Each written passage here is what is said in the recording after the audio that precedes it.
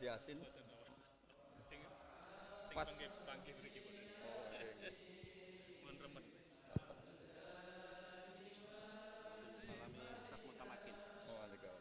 Nggih, nggih.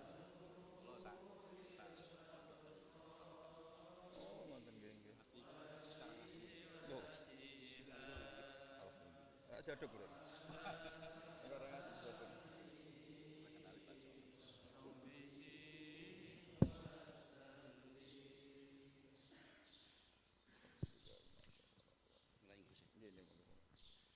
Bismillahirrahmanirrahim.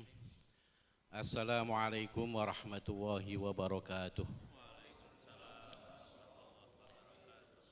Alhamdulillah wassalatu wassalamu ala Rasulillah. Wala haula wala quwata illa billah, amma ba'du. Yang saya muliakan Kiai Haji Bahauddin Nur Salim atau yang kita kenal dengan Gus Baha. Yang saya hormati Rektor Universitas Islam Malang, Bapak Profesor Dr. Haji Maskuri MSI. Yang saya hormati pengurus yayasan yang dalam hal ini diwakili oleh Bapak Sekretaris Yayasan Universitas Islam Malang, Bapak Haji Mustangin MBD, dan juga kepada para wakil rektor Universitas Islam Malang yang hadir pada hari ini, Wakil Rektor 1, Wakil Rektor 2, dan Wakil Rektor 3, dan seluruh pimpinan yang ada di Universitas Islam Malang, serta kepada seluruh pemirsa peserta pengajian pada pagi hari ini yang berbahagia. Alhamdulillah, atas perkenan Allah Subhanahu wa Ta'ala, kita semuanya bisa bermuajahah baik secara mubasyarah langsung ataupun secara online dalam rangka ngaji kebangsaan dengan tema sebagaimana yang sudah tertulis. Nanti pada pengajian atau ngaji bareng ini ada beberapa acara. Setelah nanti pembukaan, nanti akan dilanjutkan dengan sambutan sekilas ya oleh Bapak Rektor. Kemudian setelah itu langsung pengajian, entah berapa jam, Menit. tergantung Gus Baha. Kemudian di tengah pengajian apakah ada perlu tanya jawab juga tergantung Gus Baha. Enggak ada. Nah, Akan terserah. nggih. Kalau semua nggak akan terus tidak harus nggak boleh ngatur ulama, betul itu. Dosa itu. Dosa itu kalau kita ngatur kiai, ngatur ulama itu. Apalagi sekelasnya kita ini. Besar itu. Dosa. Ya. Baiklah, untuk mempersingkat waktu, mari kita awali bersama-sama pembukaannya ini dengan membaca Ummul Quran. Mudah-mudahan apa yang akan kita lakukan ini diberikan manfaat dan barokah oleh Allah Subhanahu wa Ta'ala. Dan nanti setelah Fatihah mohon juga membaca sholawat Nuril Anwar bersama-sama. Baru kemudian setelah itu pengajian Gus Baha begitu. Monggo ila hadratin Nabi Mustafa Muhammadin sallallahu alaihi wasallam wa ala alihi wa dzurriyyatihi wa azwajihi wa ali baitihi wa ila hadinihi wa ala kulli niyatin sholihah. Al-Fatihah. Alhamdulillahi rabbil alamin arrahmanir rahim maliki yaumiddin. Iyyaka na'budu wa iyyaka nasta'in ihdinas siratal mustaqim siratal ladzina an'amta 'alaihim ghairil maghdubi 'alaihim. Allahumma shalli ala Muhammad. Allahumma shalli ala nuril anwar wasiril asrari wa tiryakil aghyar wa miftahi babil yasari sayyidina ومولانا محمد المختار وآله أصحابه عدد نعم الله وإفضاله عدد نعم الله وإفضاله. Selanjutnya kami persilahkan kepada Bapak Rektor untuk menyampaikan sambutannya. Monggo. Assalamualaikum warahmatullahi wabarakatuh. Bismillah, alhamdulillah, wa syukrulillah, ala nikmatillah, wala hawla wala quwata illa billah. Allahumma sholli wa sallim ala sayyidina Muhammad wa ala alihi wa ashabi ajmain, amma ba'du. Sahibal fadilah al-mukarram Ki Haji Ahmad Ba'udin atau Gus Baha, kita doakan mudah-mudahan beliau selalu diberikan kesehatan oleh Allah, berikan kekuatan oleh Allah untuk membimbing umat. Yang saya hormati jajaran Yayasan Universitas Islam Malang, para wakil rektor, para pimpinan, dan ma'asyiral muslimin, baik yang secara langsung hadir maupun juga melalui online, yang insya Allah sama-sama dirahmati oleh Allah Subhanahu wa Ta'ala. Syukur alhamdulillah pada kesempatan hari ini kita bersama dapat ngaji bareng, ngaji tentang kebangsaan ke Gus Baha, karena beliau ini adalah di samping pengasuh pondok pesantren Tahfidzul Quran juga Rois Suriah, pengurus besar Nahdlatul Ulama. Maka dari itu tidak salah kalau Universitas Islam Malang di samping mengaji, di samping silaturahmi juga mengaji kepada guru kita, pada kiai kita, dan insya Allah sanatnya pas. Sanatnya insya Allah pas dan mutasil, kira-kira begitu. Jadi kalau Unisma ngaji ke Rois Suriah, pengurus besar Nahdlatul Ulama, ini sanatnya tepat. Jadi maka dari itu sudah lama kita ingin ngaji kepada beliau, dan alhamdulillah baru saat ini Allah memberikan kesempatan pada kita semuanya, dan mudah-mudahan kita mendapatkan manfaat dan berkah dari pengajian ini. Ma'asyiral muslimin rahimakumullah, Universitas Islam Malang dengan para santrinya pula atau para mahasiswanya pula juga sering nyantri Gus Baha ke pondok-pondok pesantren. Termasuk kalau ada kunjungan-kunjungan, katakanlah ziarah ke wali, atau juga mungkin pengabdian pada masyarakat, salah satu yang dituju adalah pondok pesantren. Sekaligus ngaji di situ. Bukan semata-mata kita menghadirkan kiai, tetapi juga kita mendatangi kiai. Tapi suatu saat juga kita undang Gus Baha untuk datang ke Universitas Islam Malang. Ya karena pesannya Kiai Tolkah kan datangkan para kiai ke Universitas Islam Malang. Jadi mudah-mudahan nanti kalau COVID sudah reda, kita doakan mudah-mudahan beliau berkenan hadir di Universitas Islam Malang. Karena ini adalah kampus NU, berarti kan miliknya Rois Suriah, pengurus besar Nahdlatul Ulama. Ma'asyiral muslimin rahimakumullah, Unisma jelas-jelas milik NU, Gus. Jelas-jelas milik NU. Karena monumennya juga Unisma dari NU untuk Indonesia dan peradaban dunia. Itu monumennya. Jadi maka dari itu kalau ingkang didhawuhaken kalian Hadratus Syekh Hasyim Asy'ari, sapa wonge sing ngurip-nguripi NU termasuk Unisma,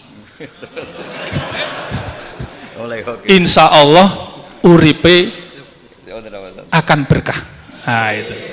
Ini termasuk salah satunya melalui pondok pesantren ini adalah nguripi NU. Tapi insya Allah nanti akan lebih lagi ketika Gus Ba saged rawuh wonten Unisma. Itu lebih urip malih, lebih urip malih. Keranten apa? Muslimat, fatayat, pengurus NU ketika mendapatkan edaran meme ini, Pak Rektor, apakah datang ke Unisma Gus Ba? Mboten niki wonten sarang mriko. Kapan rawuh mriki kula badhe rawuh? Sampai saking Jombang nggih telepon kula, saking Blitar telepon kula, sedanten telepon kula badhe rawuh wonten Unisma. Dan iki keranten sampun ditenggo kalih jamaah nek mboten mriko kan mboten sekeco. Ma'asyiral muslimin rahimakumullah. Unisma Gus Ba itu salah satunya adalah melaksanakan trilogi. Triloginya itu adalah damai. Jadi ada jujur, kemudian ikhlas, dan rukun, damai. Dan karena Unisma ini didirikan oleh para kiai yang membawa misi Islam rahmatan lil alamin, wa ma arsalnaka illa rahmatan lil alamin. Islam adalah damai. Islam adalah bahkan di dalam Asmaul Husna salah satunya adalah Assalam. Jadi maha damai, yang maha damai, dan sekaligus juga junjungan kita Nabi besar Muhammad Rasulullah SAW juga menebarkan kedamaian. Spirit Universitas Islam Malang di dalam berbagai kajian-kajiannya adalah spirit kedamaian itu. Pertanian juga membawa spirit perdamaian, peternakan membawa spirit perdamaian, hukum membawa spirit perdamaian, kedokteran membawa spirit kedamaian, dan berbagai macam program studi adalah membawa spirit kedamaian, dan kedamaian itu. Insya Allah sejuk kalau sudah masuk di Universitas Islam Malang, dan nanti akan dirasakan oleh Gus Ba ketika nanti pandemi COVID masuk di Unisma, insya Allah akan lebih sejuk lagi. Itu. Ya, terus terang, karena orang nomor 1 di Indonesia sudah masuk ke Unisma itu kemudian merasakan Unisma adalah mengibarkan dan mengembangkan Islam wasatiyah, dan ini adalah warisan para ulama, ini adalah warisan para kiai, dan ini adalah warisan para pendiri Indonesia, dan itu harus dijunjung tinggi di Universitas Islam Malang. Maka kita akan mendengarkan dari pengajian yang nanti akan disampaikan oleh Gus Ba, dan ini semua Gus, ini adalah pimpinan-pimpinan di lingkungan Unisma. Saya bawa semua ke sini. Jadi mulai dari wakil rektor, pengurus yayasan, sekretaris pengurus yayasan Pak Dr. Mustangin, ada pengurus yayasan banyak sekali. Kemudian wakil rektor, para dekan, ketua lembaga, bahkan alumni kalau nggak kami stop pada mau datang ke sini semuanya. Kami stop karena pandemi ini apapun kita harus melakukan physical distancing. Oleh karenanya selaku pimpinan Universitas Islam Malang menyampaikan banyak terima kasih atas kesediaan beliau untuk bisa menerima kita bersama, dan sekaligus juga mudah-mudahan nanti bisa nyambangi sekali lagi di kampus Universitas Islam Malang. Wal afu minkum wallahul muwaffiq ila aqwamit thoriq. Wassalamualaikum warahmatullahi wabarakatuh. Waalaikumsalam warahmatullahi wabarakatuh. Bapak Ibu yang saya hormati, terima kasih kepada Pak Rektor atas sambutannya. Dan saya di sini ditugasi oleh panitia sebagai moderator, katanya begitu Gus. Nah ini tepat atau enggak saya nggak tahu. Enggak tepat. Enggak tepat. Mungkin hanya kebetulan itu sama darinya aja. Jadi sama-sama rembange. Kalau beliau ini naruan, saya sedan. Kalau cilian saya memang kesini Gus. Nah, cuma jenengan dereng lahir, kalau mau durian teng mriki. Jadi nak urusan tuwek insya Allah tuwek kula ngoten. Tapi nak urusan ilmu, pun minta ampun saya. Meskipun sama-sama sebetulnya sama-sama alumni dari Sarang, cuma beliau di Al Anwar, saya di MUS. Cuma saya sebentar, beliau yang lama kan itu. Sampai sekarang. Nah. Baik, Bapak Ibu yang saya hormati, nuwun sewu, tema yang tertulis ini juga tidak niat untuk ngatur ulama nggih Gus. Nggih. Makanya meskipun temanya seperti ini terserah nanti Gus Bahak badhe dawuh napa mboten napa-napa niku. Ya, gitu. Niki kula disiki mumpung durung digojloki kula. Cuma ngeten. Sebetulnya kan perdamaian itu merupakan basic need, kebutuhan dasar setiap manusia. Lebih-lebih bagi umat Islam. Bagi umat Islam, perdamaian itu menjadi sebuah ajaran yang memang dicontohkan dan ditekankan oleh junjungan kita Nabi besar Muhammad SAW. Hanya persoalannya kalau di Indonesia ini ternyata kayaknya orang Islam itu gak paham damai gitu, Gus. Atau memang gak mau didamaikan atau begitu, Gus. Saya tidak tahu ini kenapa. Yang jelas tuduhan-tuduhan kelompok tertentu kepada komunitas muslim terbesar di Indonesia itu sangat besar, bahkan disertai dengan tuduhan yang sangat menyakitkan bahwa Indonesia yang mayoritas beragama Islam ini adalah negara tauhid. Nah, kan gitu. Belum lagi ujaran-ujaran kebencian dan lain sebagainya. Ini mungkin bagi kita dari umat muslim mayoritas di Indonesia ini tentu ya bahasa naruhan ini gregetan, nah, gregetan betul itu. Nah, ini harusnya bagaimana dan bagaimana yang harus kita lakukan gitu.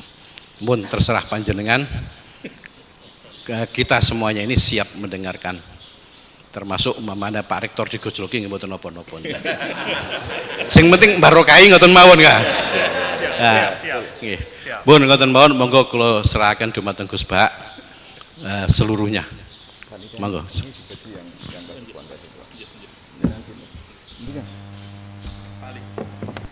Boten sinten mriki berapa juga? Kok tangane rektor. Yang lainnya biar dibagi. Oh nih, pimpinan-pimpinan. Gak provokator nih. Assalamualaikum warahmatullahi wabarakatuh. Bismillahirrahmanirrahim. Rabbi shrah li sadri wa yassir li amri wa hlul 'uqdatam min lisani. Allahumma shalli wa sallim ala sayyidina Maulana Muhammadin wa ala alihi wa sahbihi ajmain. Amma ba'du.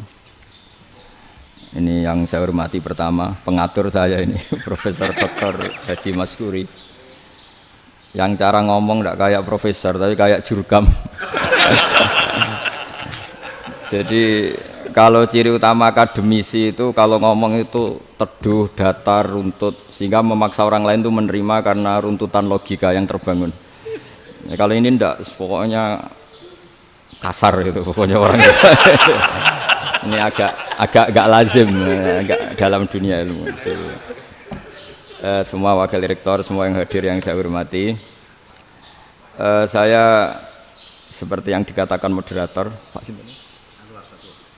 Bapak Anwar, bahwa memang saya tidak boleh terikat sama yang di belakang ini, karena ini kayak apa ya, ada satu madhab yang anak-anak Unisma semuanya harus tahu, teman-teman di Unisma, menjelaskan itu tidak lebih baik.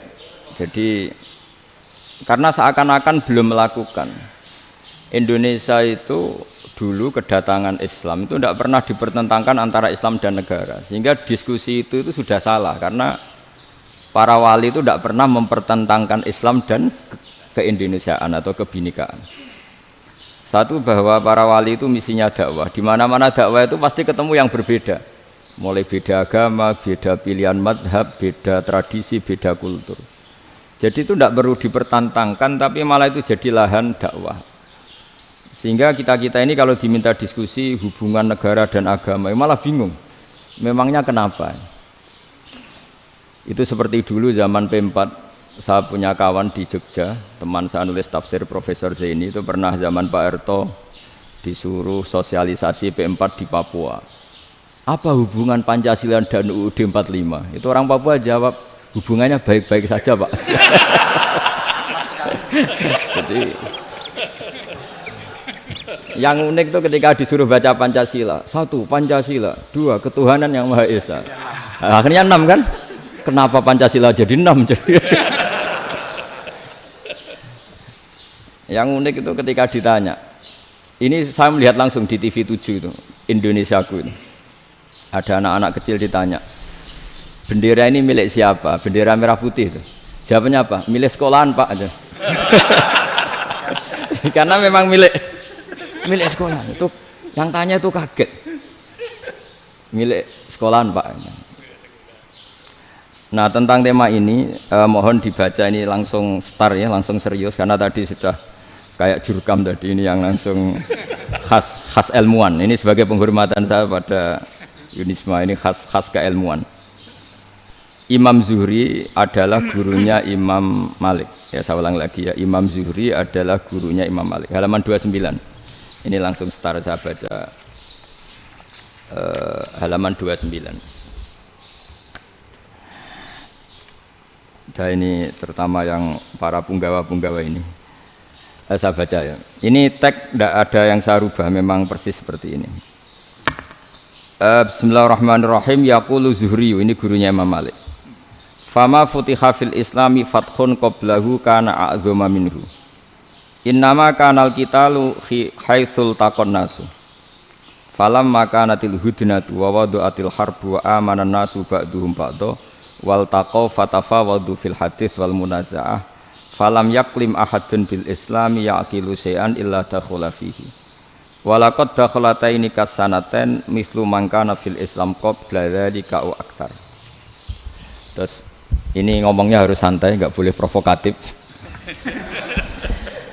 Begini, kita tahu dalam perdamaian Hudaybiyah itu poin-poinnya itu semuanya merugikan Islam. Di antaranya adalah jika yang Islam masuk kafir harus dibiarkan karena berarti masuk ke habitat asli. Karena Nabi sebelum jadi Nabi komunitas pokok itu kafir, sehingga kalau Islam masuk kafir kembali ke habitat. Tapi kalau Islam masuk kafir, kafir masuk Islam itu harus dikembalikan karena dianggap bid'ah. Maka kalau kamu dituduh bid'ah itu tenang saja dulu, Nabi itu ya dituduh ji'ta bidinin muhdas, kamu datang dengan agama yang baru. Cuma agak diteruskan wa kullu muhdatsatin bid'ah wa kullu bid'atin dalalah. Jadi orang-orang kafir dulu kalau ngomentari Nabi ya ji'ta bidinin muhdas, kamu datang dengan agama yang baru. Nabi nurut. Semua perjanjian yang merugikan Islam itu Nabi nurut. Tapi Nabi hanya minta satu hal, jangan ada perang 10 tahun. Dan orang boleh seminar, boleh diskusi tentang Islam. Ya ini dengerin betul ini. Jadi saya tidak akan provokatif, ini pakai logika. Nanti bisa dipakai disertasi doktor. Tapi saya minta orang boleh diskusi, boleh seminar tentang Islam. Akhirnya saat itu juga ada orang yang masuk Islam. Di depan tulisan itu belum kering istilahnya. Datang ke situ namanya Abu Jandal bin Suhail bin Amr. Itu datang ke Nabi, ya Rasulullah saya ini mau masuk Islam. Kata orang-orang kafir, ini pertama Muhammad, kamu komitmen enggak sama perjanjian? Kalau kamu komitmen harus kamu kembalikan.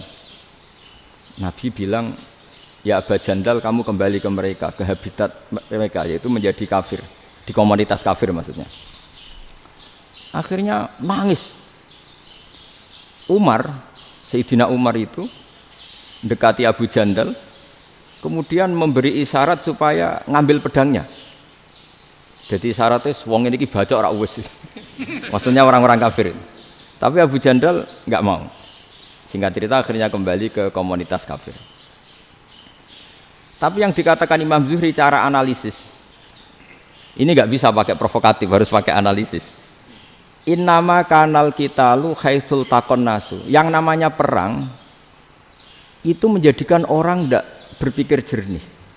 Ini poin yang diambil oleh Rasulullah. Kalau dibahasakan Nabi curi kesempatan, masuk Nabi dikatakan mencuri, meskipun itu hanya bahasa ya. Enggak mungkin lah kita bahasakan seperti itu. Saya ulang lagi ya. Kenapa ada perang berkesinambungan sampai tahun ke-8 Hijriah? Mulai tahun kedua ada perang Badar sampai tahun 8 Hijriah itu perang terus. Nabi sama orang kafir perang terus. Akibatnya apa Pak Profesor? Namanya perang itu ya enggak kau bermikir. Pokoknya agar ketemu Islam perang, Islam ketemu kafir perang, enggak kau bermikir.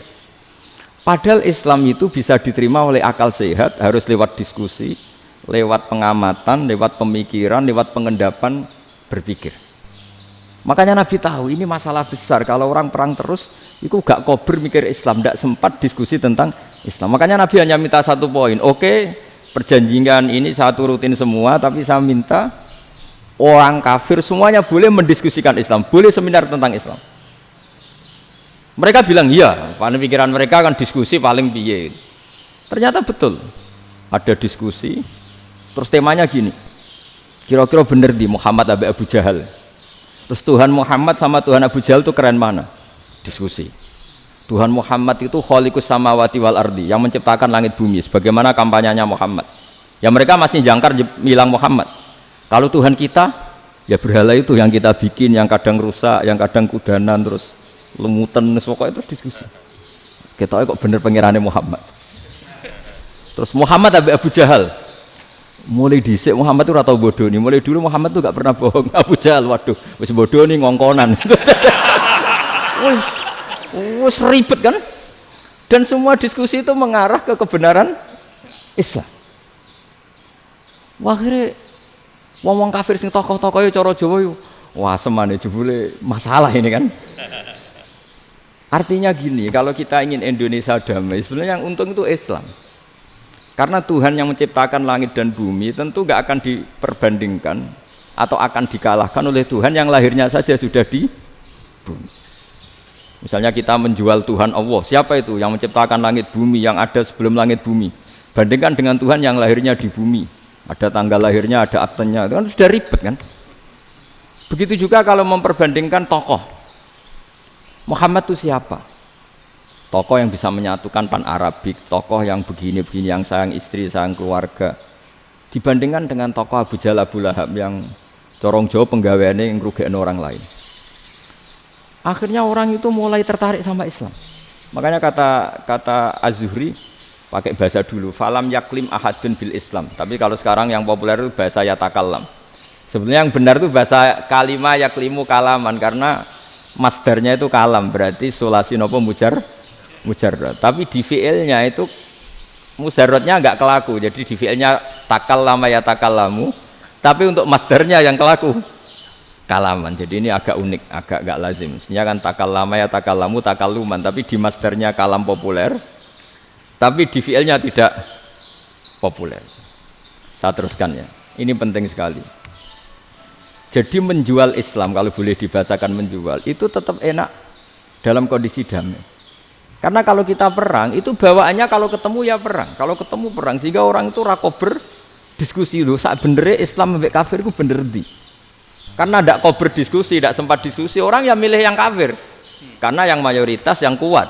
Sementara Islam zaman itu lemah. Lah Nabi itu yang diminta hudnah, yang penting kita damai. Terus orang boleh mendiskusikan benar mana kita dan mereka. Ya setelah diskusi ya tadi kan nggak mungkin Allah yang begitu keren hebat pencipta langit bumi dibandingkan berhala yang mengurus dirinya sendiri saja tidak bisa. Walhasil terus orang mulai tertarik sama Islam dan aturannya nggak boleh dilarang diskusi itu. Nah makanya saya pernah ditanya beberapa profesor di Jogja, Gus, suatu saat kalau kampus paling keren di Jogja ini ada Islamic Studies, kemudian pengajarnya dari berbagai agama, ini riskan nggak bagi Islam? Saya jawab, asal yang didiskusikan Islam itu nggak masalah, yang repot itu nak umat Islam. Karena kalau umat Islam yang jadi percontohan, banyak raja yang dolim, banyak pemimpin muslim yang dolim, terus identik dengan Islam itu jadi dolim kan ribet. Ya kalau pas umat Islam, kalau Islam yang kumat kan jadi masalah kan. Nah ini kan terus jadi beda umat Islam sama Islam yang lagi apa? Kumat. Singkat cerita terus Islam mendapat posisi yang luar biasa. Nah makanya di sini diistilahkan falam makanatil hudnah, ketika ada perdamaian wa amanan nasu ba'dum ba'do, orang merasa aman, itu fatafawadu fil hadis wal munazaah. Mereka berdebat, munazaah itu berdebat. Keren mana konsep Muhammad dengan konsep Abu Jahal? Keren mana konsep Tuhannya Muhammad dengan Tuhan kita? Terus diskusi dan mereka akhirnya ikrar, wah yang benar ya Muhammad lah. Di mana-mana Tuhan tuh ya sebelum langit dan bumi, di mana-mana Tuhan ya punya reputasi menciptakan. Masa Tuhan reputasinya diciptakan, kayak berhala dan sebagainya. Ibadah juga gitu. Ibadah wong kafir itu kalau tawaf itu telanjang, ibadah Muhammad santun pakai pakaian. Terus akhirnya mereka mulai tertarik Islam.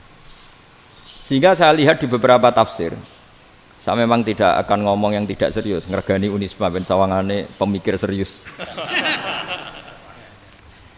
Di Quran itu sampean lihat di tafsir Tobari itu ada ayat bal naqzifu bil haqqi 'alal batil fayadmaghuhu fa idza huwa zahid. Qadzafa itu kalau di kamus tak lihat itu takallama bila dalilin.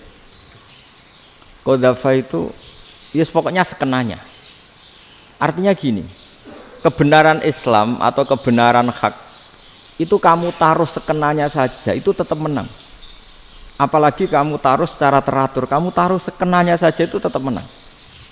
Sehingga di sini banyak sahabat yang hidup di Cina. Sekarang juga banyak orang alim yang milih hidup di Amerika, banyak orang alim yang milih hidup di Inggris. Dan mereka pede, percaya diri karena kebenaran itu kamu letakkan di mana saja, itu tetap akan menang, akan menemukan momentum kemenangannya. Misalnya gini, contoh paling gampang. Dulu para peneliti, saya ulang lagi dulu para peneliti itu ya datang kemana-mana, termasuk Ibnu Battuta, termasuk Ibnu Khaldun, ya semua peneliti itu suka neliti. Setelah diteliti, Quran itu satu-satunya kitab suci yang membicarakan sains, misalnya tentang falak, tentang astronomi, tentang asal-usul kejadian manusia, kejadian makhluk. Juga bicara tentang geografi, geologis, semuanya. Sementara kitab lain hanya cerita tentang mawaid wal hikam wal ibar. Jadi diteliti kayak apa, pada akhirnya hak ini yang menang. Bal naqzifu bil haqqi 'alal batil fayadmaghu fa idza huwa zahid. Saya berkali-kali cerita, ada ulama yang ahli matematika. Ketika ditanya kenapa kamu suka ngajar matematika, sampai muridnya itu ragu, ini guruku mlebu swarga ta ora, penggaweane mulang matematika. Tapi para muridnya bermimpi bahwa Imam Amudi itu disuruh ngajar para malaikat. Dan itu pede betul dia. Kata Allah, ini ulama saya yang iman kepada saya setingkat iman kamu. Jadi malaikat itu tidak mungkin Gusti kita menyaksikan langsung engkau, sementara ini di bumi nggak nyaksikan jenengan. Kenapa bisa sepede dan seyakin itu? Akhirnya Imam Amudi disuruh ngajarin matematika.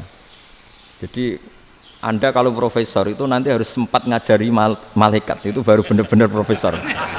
Jadi nanti di akhirat ngajari siapa? Malaikat. Jadi ada seminar yang melibatkan banyak malaikat, narasumbernya itu seorang profesor. Itu ketika kenapa engkau begitu yakin kalau Allah itu Tuhan dan Allah itu Al-Wahidus Shomad. Terus Imam Amudi mulai nulis angka gak beraturan. 2, 3, 4, 5 sampai 1 miliar, 1 triliun, pokoknya enggak beraturan. Kata beliau, nisbatus naini wasalasa ila ma la nihayatalaha iku nisbatul far'i ilal asli. Mbok angka sebanyak apapun, 2 dibanding 1 ya far'ul wahid, 3 dibanding 1 ya far'ul wahid. Semua angka yang enggak terhingga pun dibanding 1 semuanya far'ul wahid.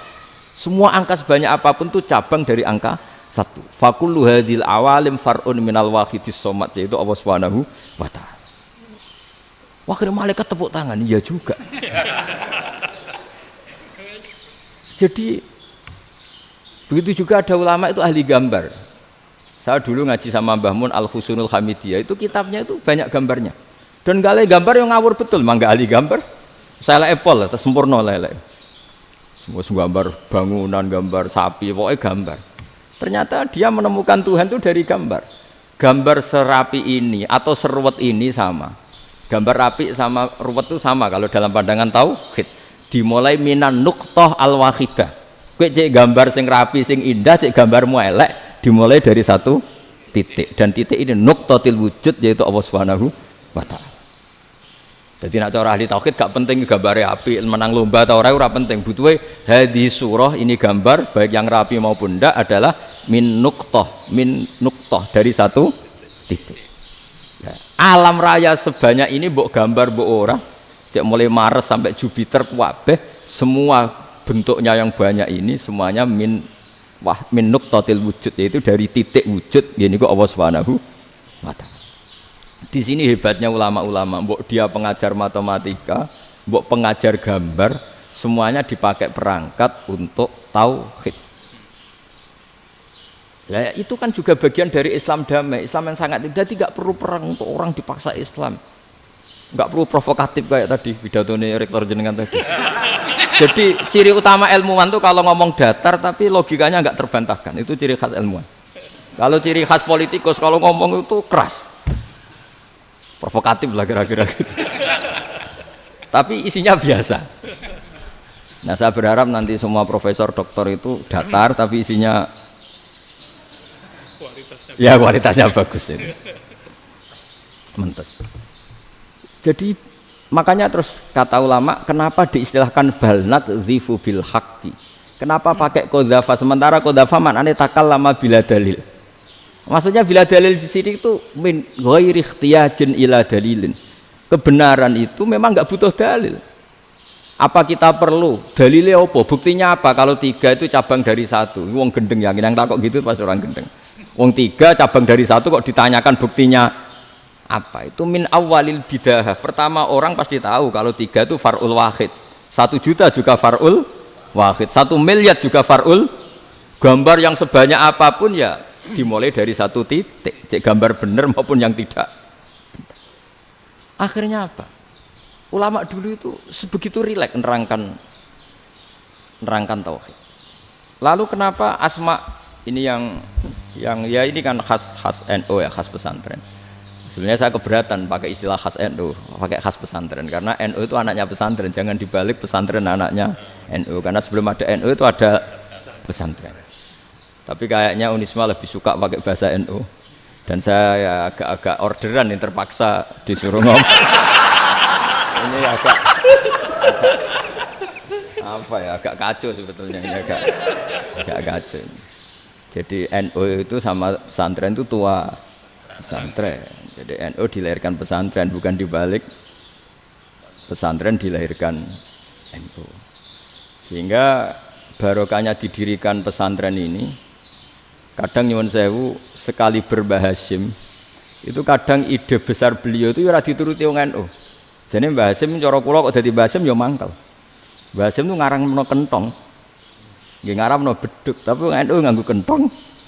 Beduk. Dan uniknya Mbah Hasim enggak tersinggung. Karena ciri khas pesantren itu membolehkan perbedaan apa? Pendapat. Itu masyhur khilafnya Mbah Hasim sama Mbah Fakih Mas Kumambang itu sampai dikitabkan. Saling ngeritik, saling macam-macam lah. Jadi cara berpikir Mbah Hasim ketika Nabi rembukan, ini gimana ya cara menentukan waktu sholat ya? Ya pakai kentong ya Rasulullah, dzakalin nasoro itu untuk orang Nasrani. Ya pakai buk itu trompet, dzakalil Yahud itu untuk orang Yahudi. Terus, ada yang lagi pakai api ya Rasulullah, dzakalil Majusi itu orang Majusi. Setelah itu ada orang datang lari-lari cerita mimpi azan tadi. Ya itu terus dipakai sarana pemanggilan sholat ya azan itu. Sehingga Mbah Hasim menolak kentong. Karena mantas sababi qaumin fahuwa minni. Beliau keras sekali sampai bilang haram. Beliau judulnya ya haram, al-jasus antakhrimin nakus. Setelah naskah itu sampai ke Mbah Fakih Mas Kumambang di Gresik situ, di daerah Dukun situ. Dulu nggak ada WA ya, jadi sampainya ya lama. Makanya saya sampai sekarang nggak punya WA karena ya saya ulama kan, kalau WA-an terus ya jadi ulama. Nggak jadi ulama main WA-an terus itu. Lah itu termasuk rektor gak kau bermikir itu mesti kebanyakan WA. Karena kan otaknya didikte oleh sesuatu yang masuk. Sesuatu yang dilihat itu kan pasti mendikte kita. Beda kalau yang enggak WA-an kan mikir apa kita yang menentukan. Kalau WA-an kan kita ditentukan.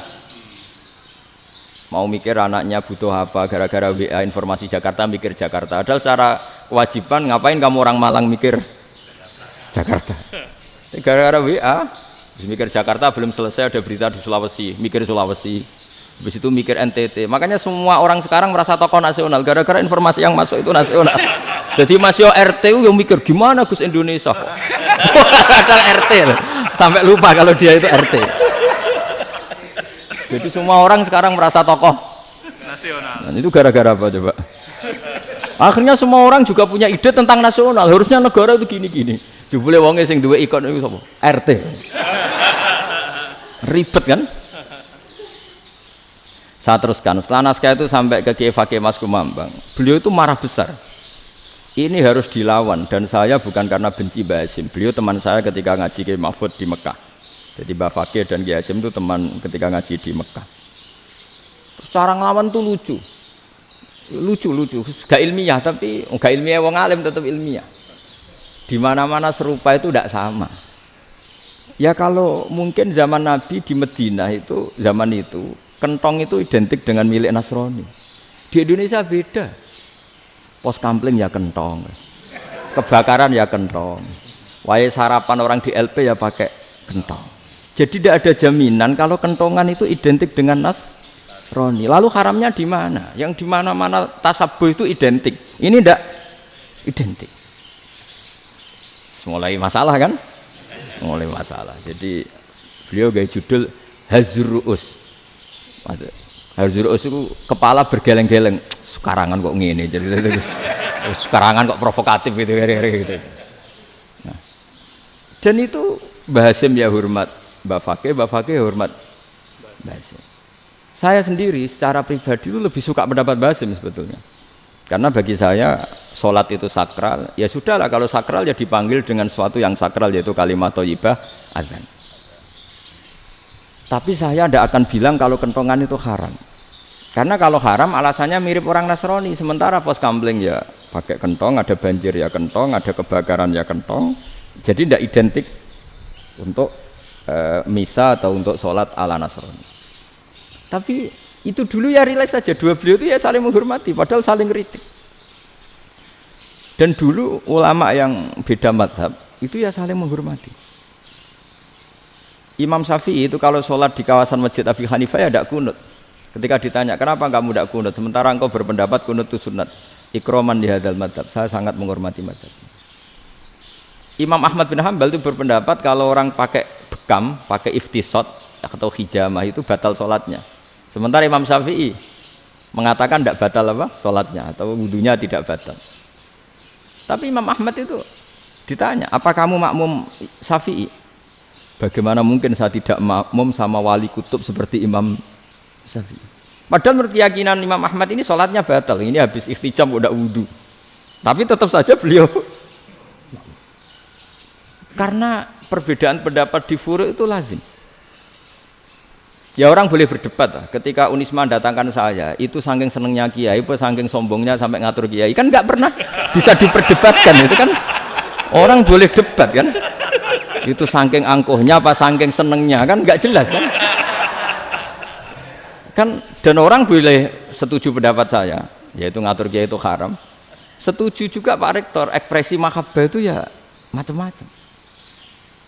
Dulu sahabat ya gitu, sahabat itu ada yang nggak kenal wajahnya Nabi sama sekali sampai akhir hayatnya. Ketika ditanya, loh kamu itu sahabat kok nggak tahu wajahnya Nabi? Saya tidak pernah berani memandang Nabi karena ijlalan Nabi, terlalu menghormati saya sehingga tidak berani memandang wajahnya. Ada sahabat yang penggawaannya dulu wajah Nabi sampai bisa nyifati alfiu faminunil hajib, sampai bisa nyifati detail karena dulu wajah Nabi itu ibadah. Ada seorang wali ditanya, kalau kamu di surga ingin nggak melihat Allah? Enggak. Loh, tapi semua orang ingin melihat Allah.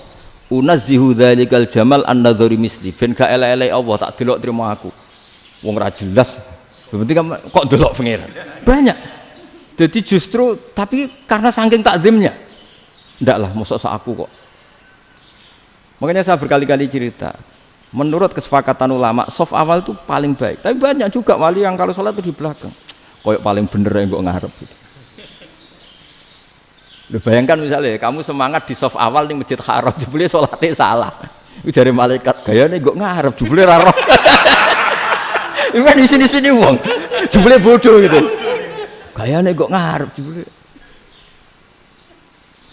Coba orang kalau sowan Mbah Mun, yang berani di depan itu kan ya ketuanya atau jubirnya kan.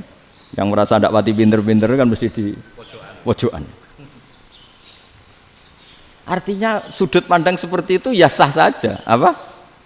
Sah saja. Makanya banyak sahabat yang jarang sowan Nabi, alasannya takut ganggu Nabi. Banyak yang sering sowan Nabi, alasannya seneng Nabi. Yang sowan ya seneng Nabi, yang enggak sowan alasannya seneng. Lu Nabi itu tokoh, punya keluarga, punya anak. Kalau saya sering sowan berarti sering ganggu. Yang sering sowan dia alasan ini khazanah kita harus istifadah. Jadi zaman dulu dia biasa dua sahabat, yang satu milih mahabbah itu milih sering sowan, yang satu juga mahabbah milih tidak sering. Karena pertanyaannya bisa dibalik kan, sering sowan apa sering ganggu coba. Nabi Abedar, assalamualaikum. Nabi nimang cucunya, assalamualaikum. Ayo bener yang sowan apa bener yang enggak kalau seperti itu. Akhirnya terus diatur sedemikian rupa oleh Quran. Walau annahum sabaru hatta takhruja ilaihim lakana khairal lahum. Jadi sahabat kalau mau sowan Nabi ya nunggu di sufah. Kalau Nabi keluar berarti milik publik. Sekali masuk ke dalam tidak ada sahabat yang berani sowan. Itu la tadkhulu buyutan nabi illa ayyudzana lakum. Kalau soal sampai masuk dalam harus nunggu dipanggil. Karena sekali Nabi masuk dalam itu milik privat keluarga, milik istrinya, milik cucunya, milik keluarganya. Jadi Nabi sekali keluar ke ruang itu berarti milik publik. Itu terus jalan tengah. Karena kalau langsung masuk, bayangkan saya itu sering menyaksikan Mbah Mun habis ngaji 2,5 jam ngaji Jalalain baru masuk, assalamualaikum, padahal yai mungkin mau ke kamar mandi, mau ini itu. Jadi dulu itu Quran sangat modern, sebelum ada dokter ngatur tamu, rektor ngatur tamu itu Islam sudah modern. Dia kan gak fair kan, misalnya saya ke Unisma harus janjian pakai ini, terus kalau misalnya kesini selonang-selonang kan lucu kan, mentang-mentang kiai terus juga sowan-sowanan selonang-selonang. Padahal kalau kita mau ke mereka pakai protokol. Sering tidak fair dunia ini. Tapi karena aku kiai ra oleh gelo ya sudah. Akhirnya saya memutuskan gak gampang kemana-mana karena itu. Saya sering didatangi ajudannya menteri, Gus mau ada tamu dari Jakarta tanggal ini. Mesti saya bilang, mereka milih tanggal yang mereka kosong. Kok tidak mikir apa pas itu kosong? Tak jawab enggak lah, sebelum diatur bahasanya dan tawaduknya gitu. Akhirnya dibalik, datang lagi, Gus jam jenengan kosong apa kita menyesuaikan. Lah itu lagi di akhlak kata saya. Itu baru punya akhlak kata saya. Bukan masalah ini, bukan masalah gengsi ya. Saya sendiri itu dolan ke alumni itu jarang, karena ya takut. Kiai kan yang nganggur, jam 9 nganggur, jam 10 nganggur. Bisa saja alumni itu kerja di pabrik, bisa saja yang latihan ekonomi di pasar. Jika kalau saya datang jam 9, iki kiai sing nilai santri ini, apa kiai sing ganggu santri. Nah karena orang ini melakukan rutin, gak kok berpikir, pokoknya ngono jenenge silaturahim. Wong ora kok berpikir, padahal kalau diangen-angen ini kiai yang nilai santri ini, apa kiai yang ganggu santri ini karena datang di jam kerja. Nah, bayangkan kalau kebenaran dulu itu dikawal oleh satu peradaban perang. Jadi Nabi sesuai diangen-angen Nabi. Perang Badar menang Nabi, perang Uhud menang wong kafir, perang ini gonta-ganti. Apapun itu yang penting satu kesimpulannya, cara Rasulullah kesimpulannya satu. Orang tidak kober mikir kebenaran secara mengendapkan pikiran dengan pikiran jernih. Maka hebatnya Nabi ketika perjanjian, pokoknya saya minta nggak ada perang. Dan orang boleh mendiskusikan Islam. Itu luar biasa idenya Nabi. Karena bawaan perang itu orang kan nggak kok bermikir. Ibarat seorang misalnya senang satu perempuan, ketemu rivalnya langsung perang kan nggak mikir. Tapi kalau kau bermikir, dia ngenangen cawe wedok iku ora seneng aku. Untungnya apa untuk wong ayu ora seneng, malah mau loro hati. Terus sudahlah, buruan dialihkan kemana kan gitu. Itu nak mau amen WA nan tukaran lewat SMS atau tarung langsung ora kau bermikir. Tapi kalau kau bermikir, akhirnya berpikir nih. Perempuan tadi sebenarnya yang disenangi siapa? Oke, ternyata senang Pak Rektor. Sudah kita ngalah. Karena tidak ada nikmatnya kan menikahi perempuan yang sama sekali tidak mencintai kita. Tapi kalau nak kau berpikir pokoknya diprovokasi, wah kue kalah mbek A, kue kalah mbek B. Pikirannya kan ojo sampai kalah. Bareng wis menang ternyata ada mas. Lah. Nah, bayangkan Islam itu seperti itu dulu, dipertarungkan. Wong Islam itu dinu aklin. Agama yang diterima dengan akal sehat, tapi sekarang ukurannya perang. Sing menang berarti bener, sing menang bener. Kan terus jadi repot. Itu Nabi tidak ingin, makanya Nabi ingin sudahlah, nggak ada perang. Nah, makanya kata Imam Zuhri, fathul Islam terbaik adalah orang boleh diskusi tentang Islam dan tidak ada perang. Lagi-lagi penting, tidak perang itu penting, silmun itu penting, perdamaian itu. Setelah tidak ada perang, akhirnya fatafawadu fil hadis wal munaza'ah, orang boleh diskusi apa saja, termasuk boleh adu polemik. Konsep satu Tuhan dan Tuhan banyak diperdebatkan. Akhirnya Nabi secara rileks bisa menjelaskan. Muhammad, urusan kita banyak. Kalau Tuhannya satu tidak cukup, Tuhan harus banyak untuk menyelesaikan berbagai urusan. Ada Tuhan bagi rektorat, bagi ya, macam-macam kan. Ada Tuhan untuk ngurusi utang, ngurusi BPKB, macam-macam. Terus kata Rasulullah, enak saja Nabi jawabnya. Ya kalau kamu punya majikan banyak, perintahnya beda-beda, kamu mangkel enggak, bingung enggak? Ya susah mat, kalau majikannya banyak, perintahnya beda-beda, kita jadi repot.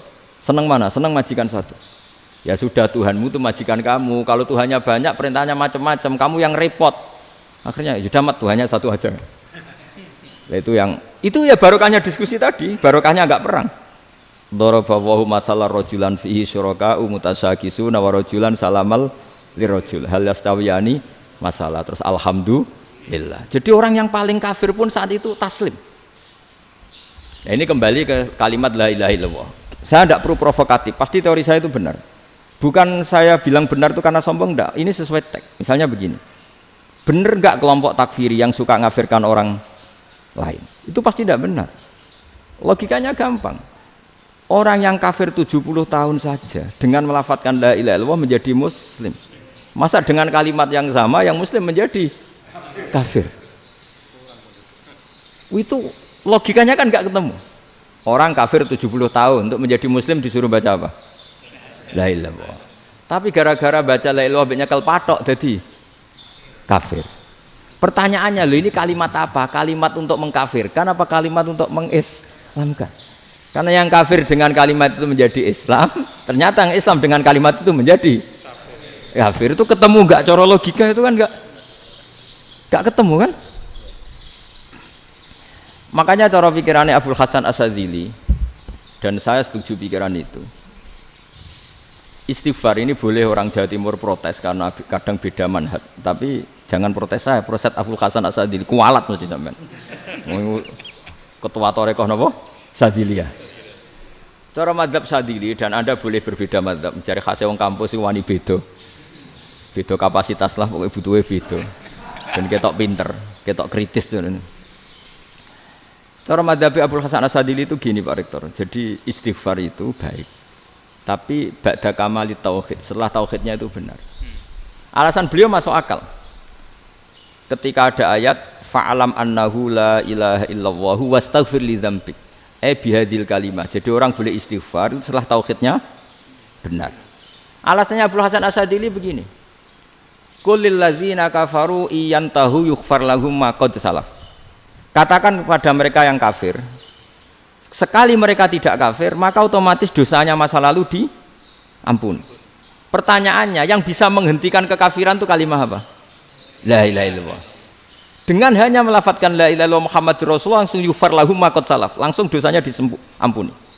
Berarti yang menjadi pengampun dosa lah, penyebab pengampunan itu apa? La ilaha illallah.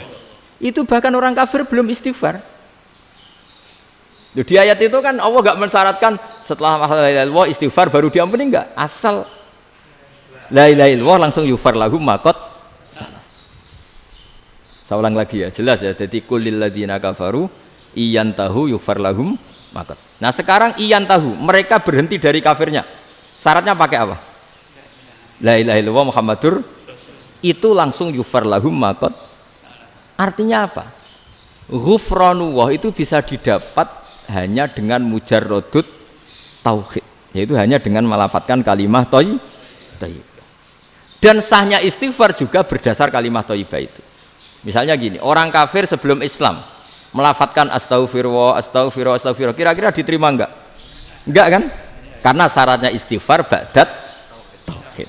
Nah, makanya dalam madzhab Sadzili istighfar itu setelah la ilaha illallah.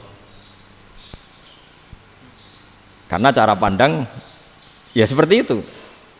Jadi fa'alam annahu la ilaha illallah wastaghfir li dzambi. Jadi dengan kebenaran tauhid saja ini sudah cukup kita insya Allah layak diampuni.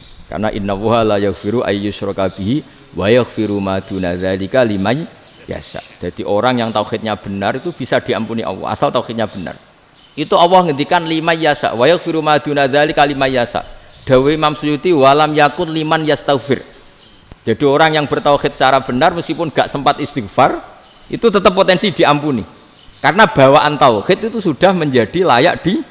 ampuni. Kayak orang kafir sekali ngelafatkan kalimat tauhid, mbok gak istighfar langsung diampuni. Nah, karena melihat seperti itu terus orang berlomba-lomba memperbanyak jumlah ngelafatkan la ilaha illallah. Jadi kita yang alim, kita semua, saya tidak bilang saya, kita termasuk yang di pinggir-pinggir saya ngaku alim ora masalah lah soalnya. Kita semua yang alim-alim itu tahu bahwa la ilaha illallah itu super.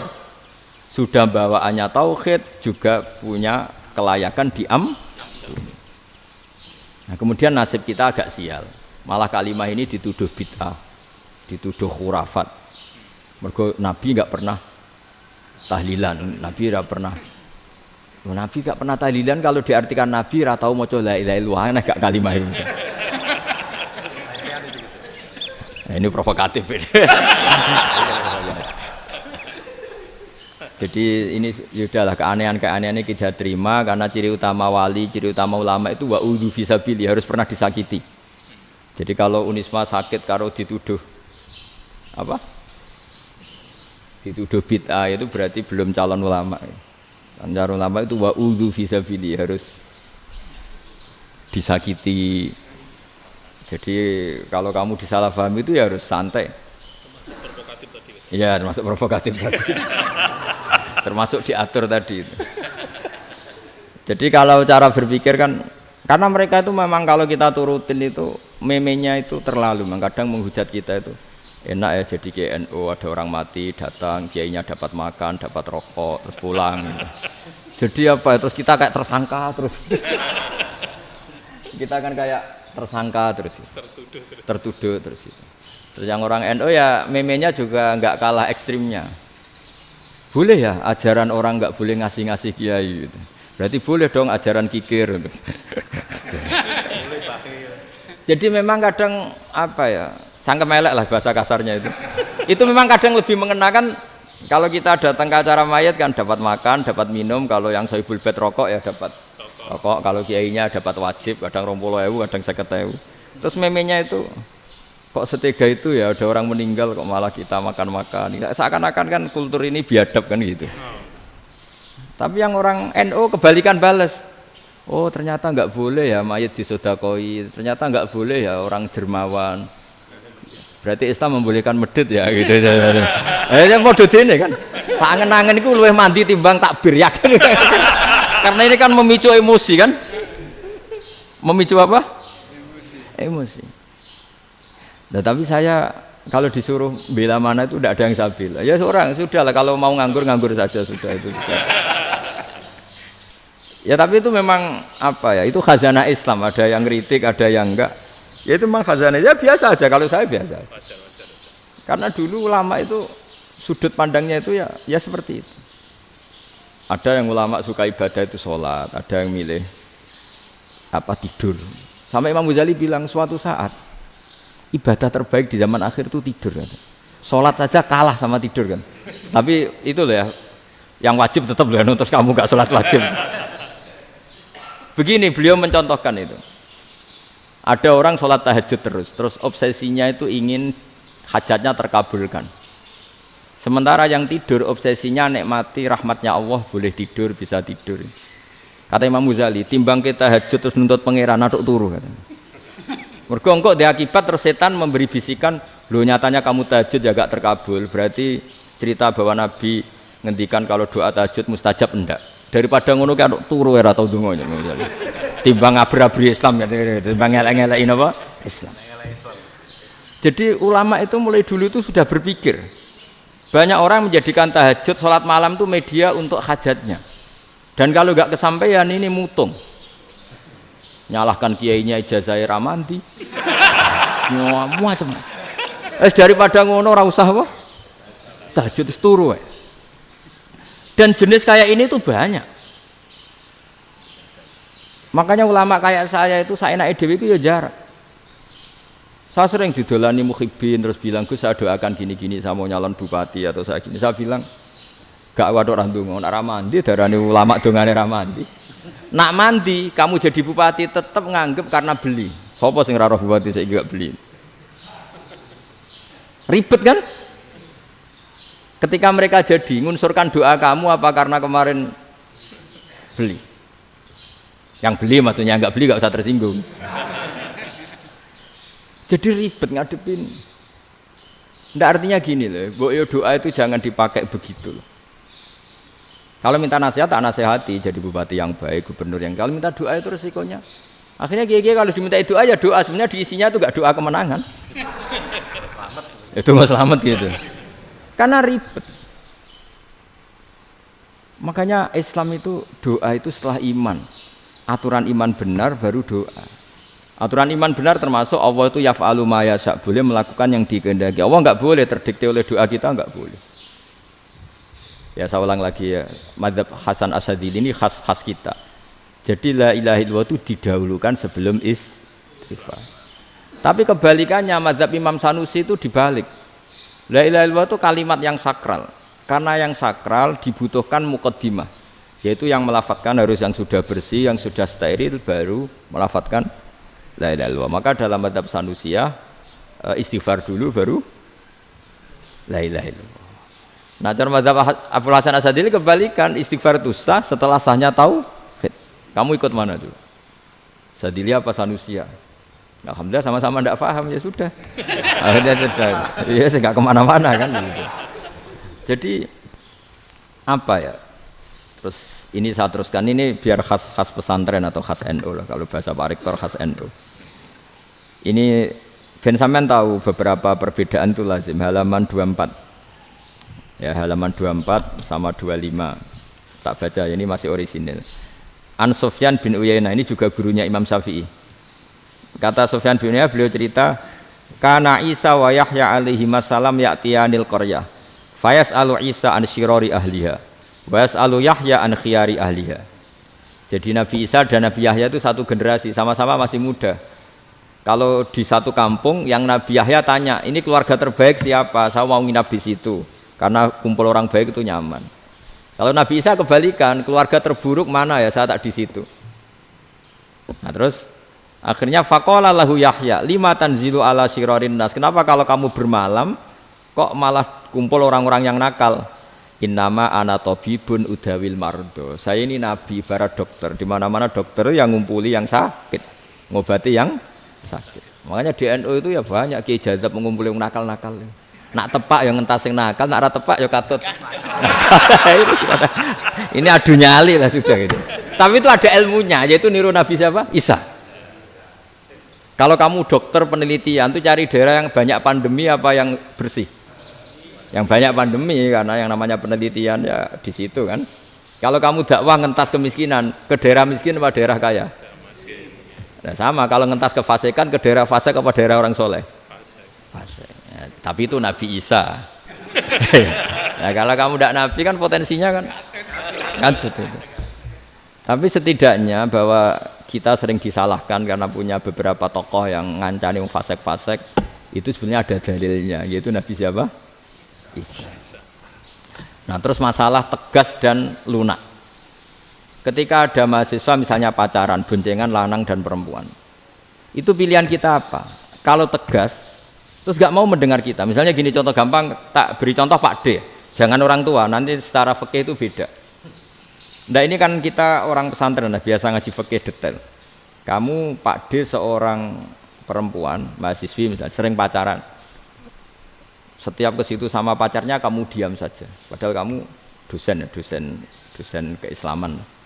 Mesti pawanaan kamu nyimpulkan, ternyata pacaran itu tidak apa-apa. Buktinya Pak D itu tidak negur, menengahi. Ini berarti as-sukut alal mungkar. Tapi kebalikannya, Pak D ini terkenal keras. Nak rono mesti ra diaku ponaan. Akhirnya ya ora rono. Mesti ngerti nak mesti diamuk. Nah, dua orang ini sama-sama gagal kan?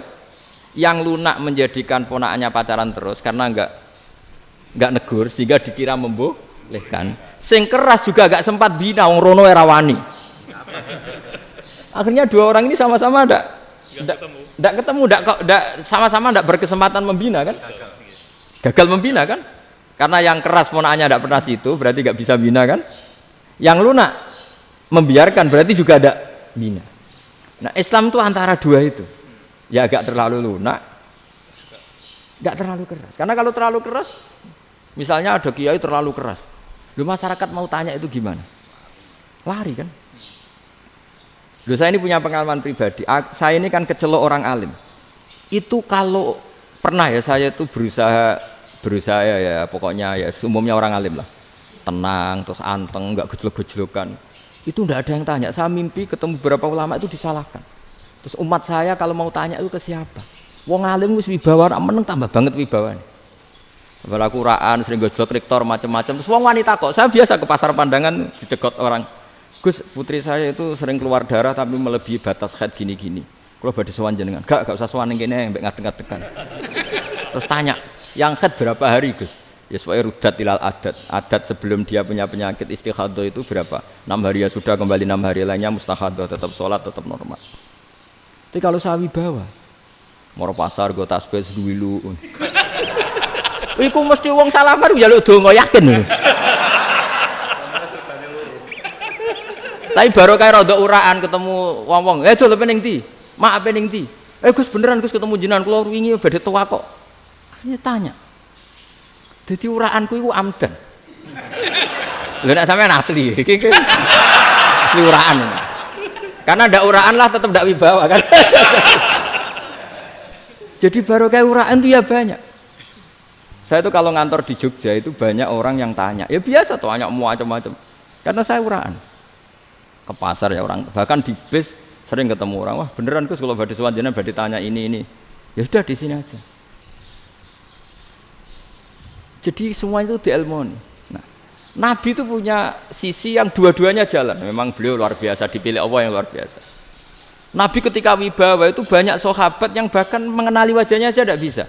Ka'anna ala ru'usihim at-tayr. Bayangannya seakan-akan di kepalanya itu ada burung yang takut terbang, saking antengnya. Tapi Nabi sekali mengeluarkan job, sekali santai, itu sahabat tanya itu sampai yang nggak pantas ditanyakan. Nabi saat tadi kumpul istri saya, tapi tidak inzal, itu wajib mandi ndak. Aro'aita law anna ahadana ya'ti imro'atahu walam yunzil. Itu ya ditanyakan. Nabi mun kumpul itu betul saged inzal sepundi. Guys, betul lagi. Terus ya ada yang tanya macam-macam. Ya saking ada sahabat dipanggil Nabi tambah lari, dipanggil lagi tambah lari. Pas jenengan nyeluk, oh pas kula kumpul bojo kula. Lah kula kuwatir jenengan orang suci, saya belum mandi, makanya saya lari. Terus Nabi ngendikan innamal mukmin thahir, ya nak masalah ketemu kiai ra apa-apa ijek junub. Sementing kok nak salat ya adus sik. Tapi Nabi sekali pakai madzahirul jalal, tapi pakai wibawanya, itu orang enggak berani ngomong. Tapi sekali Nabi rileks, itu orang bisa tanya apa saja, termasuk halal yang enggak pantas. Ada sahabat itu tanya lucu, tanya Maimunah. Maimunah itu ya cantik tapi sudah agak tua lah. Maimunah, ya umal mukminin, hukumnya ngambung bojo pas Ramadan piye? Wah gak roh aku, gak tahu diambung kan Nabi pas Ramadan. Tanya Saudah, wah malah ngarah diambung kalau Saudah itu kan wis tuwa itu. Lucunya istrinya dia jawab, tanya Aisyah yang mungkin Nabi. Iya, yang mungkin tanya Aisyah. Itu yang usul ya istrinya Nabi Maimunah. Selalu Aisyah. Tanya Mbak Aisyah. Ya Amirul ya umal mukminin gini-gini. Wah, Aisyah yang cantik masih perawan kan. Qabbalani Rasulullah bahwa Nabi biasa ngambung-ngambung pas Ramadan dan beliau tetap puasa. Akhirnya fakih ngarang kan wa takbil fi Ramadan wa tublah la tubtilu shauma ngambung ora. Iku udah biasa di sini. Ya nasi bojone ayu. Ndak ini artinya seasik itu. Jadi garwane Nabi sing ngrasa rodok tuwa. Wah, aku ora tahu. Kok Aisyah. Serilek itu dulu itu. Maksudnya orang Islam pertentangan itu. Maksudnya ini ya balik semua ini bedanya orang pesantren sama orang kampus. Kalau orang kampus mau cerita agama itu rahmatan lil alamin, tapi nyontokno rileke ora iso. Agama itu rilek, tapi nyontokno rileke ora iso. Mergo ora rapati ngaji. Contohnya ora iso, dadi mau gawe kaidah kok Islam itu rahmatan. Jadi Nabi itu lah, Allah juga gitu. Allah itu kalau sudah memperlihatkan madzahirul jalal, itu mbok malaikat Jibril rawani. Ketika Allah dengan madzahirul jalal. Tapi kalau Allah dengan madzahirul jamal, madzahirul apa? Jamal. Iku ya gojol-gojol kan ambek makhluk gojol. Ya buli-bulian cara sakniki. Ya sampean delok ning hadis syafaat itu, akhiru man dakhalal jannah atau akhiru man kharaja minan nar, itu di beberapa judul. Ada seorang rojul yang ahli neraka ya, dintas mbek pangeran terus ditudono swarga. Gusti swarga, ngiler tok ora wong wayu ora wis wong ngiler tok. Ngger njaluk Gusti mosok roh tok ora oleh mlebu. Jarimu asal mlebu metu kon neraka ora njaluk-njaluk meneh. Sumpah lho ya, gak njaluk apa-apa meneh. Mboten Gusti. Sekali saya keluar dari neraka ndak akan minta apa-apa lagi. Wis. Wallahi, wallahi. La as'alu ghairaha. Mesti ghaira khoslah, ghaira tilkal khoslah. Ya niku pokoke selain keluar dari neraka saya ndak akan minta lagi. Didono swarga wong do kelon seruwibet kan. Sing bojone elek kan dendam dadi ning swarga iku. Swarga iku wis macam-macam. Gusti mosok roh tok ora oleh mlebu. Jarine janji ra njaluk meneh. Akhire ya wis didelokno neraka. Jadi pangeran jawabe gampang didelokno neraka. Roh neraka begitu menyakitkan, begitu ngeri. Sudah Gusti saya ndak minta surga. Sementing enggak masuk neraka. Rabbana srif anna adzab jahannam. Setelah lama itu diadepno swarga njuk mlebu swarga. Terus diadepno neraka. Akhirnya ya sudah. Saiki mlebu swarga gak apa-apa. Iku jawabe lucu. Atas taziubi jenengan ngenyek kula. Wong karuan ra ahli swarga kok mlebu swarga. Terus akhirnya mlebu swarga, kan mlebu swarga tamanna, sangen-angen sing mbok jaluk apa? Barang angen-angen yang indah-indah, laka wa asratu amsal. Ya siku tak turuti wa asratu amsalih lan lipatan ke-10. Jawabe wong lanang ya lucu. Atas taziubi wa anta rabbul alamin. Jenengan pangeran kok ngenyekan. Maksudnya wis karuan aku ora pantes. Terus jare pangeran, la astaziubika walakinni alama asya'u qadir. Aku gak ngenyek kowe, pancen aku pangeran. Nuruti kowe iku iso. Jadi Allah sendiri ketika dengan madzahirul jamal itu malaikat ya ono sing wani bantah. Masyhur itu kan malaikat sing bantah pangeran ataj alufia mayufsidu fiha wasfikut. Karena Allah dengan madzahirul jamal. Sing paling masyhur Nabi Musa. Nabi Musa itu ketika Nabi Mi'raj. Nabi Mi'raj itu beliau kira-kira di langit keempat lah yang masyhur atau kelima. Ngelangkai. Nabi Musa nangis, "Ya Rabbi ini apa-apaan?" Orang sing ja'a ba'di kemudian melangkai makom saya ini apa-apaan? Jadi Nabi Muhammad kan apapun hebatnya kan junior. Kok melangkai makom saya ini apa-apaan? Enggak fair. Sampai Nabi Muhammad itu tanya gini sama Jibril. Reaksi Allah gimana ketika melihat Musa seperti itu? Jawab malaikat Jibril lucu. Ya roh khiddatahu. Allah sapal gayane Musa. Biar. Jadi lucu. Ya dibiarin aja sama Allah. Tapi wong jenenge Nabi Musa itu kekasihnya Allah. Tetap berkah bagi kita. Betul. Ketika setelah Mi'raj diwajibkan sholat 50. Gentena Nabi Musa kelihatan nabinya. Sebenarnya Nabi Musa itu sebetulnya loh, enggak menguntungkan kita sebetulnya. Tapi yang menguntungkan. Sebenarnya enggak niat menguntungkan kita, tapi menguntungkan. Nabi Ibrahim kan di langit ke-6, keren lah. Konti jong ketemu Allah ngeten-ngeten kan sholat 50. Karena Nabi Ibrahim terkenal Nabi baik enggak bantah. Bareng Nabi Musa. Kenapa diceluk pangeran? Kula kan salat ping 50. Inna ummataka la tutiku dzalik. Wah, gak kuat umatmu. Serai-rai gak umatmu ora ngarah kuat 50 rokaat. Tapi sebenarnya Nabi Musa itu niatnya bukan membela kita. Fa inna ummati la umatku sing gagah-gagah ra iso meneh umat. Berarti sebetulnya ya itu masih pakai gengsinya gitu. Wes ngono-ngono lah sementing kita untung.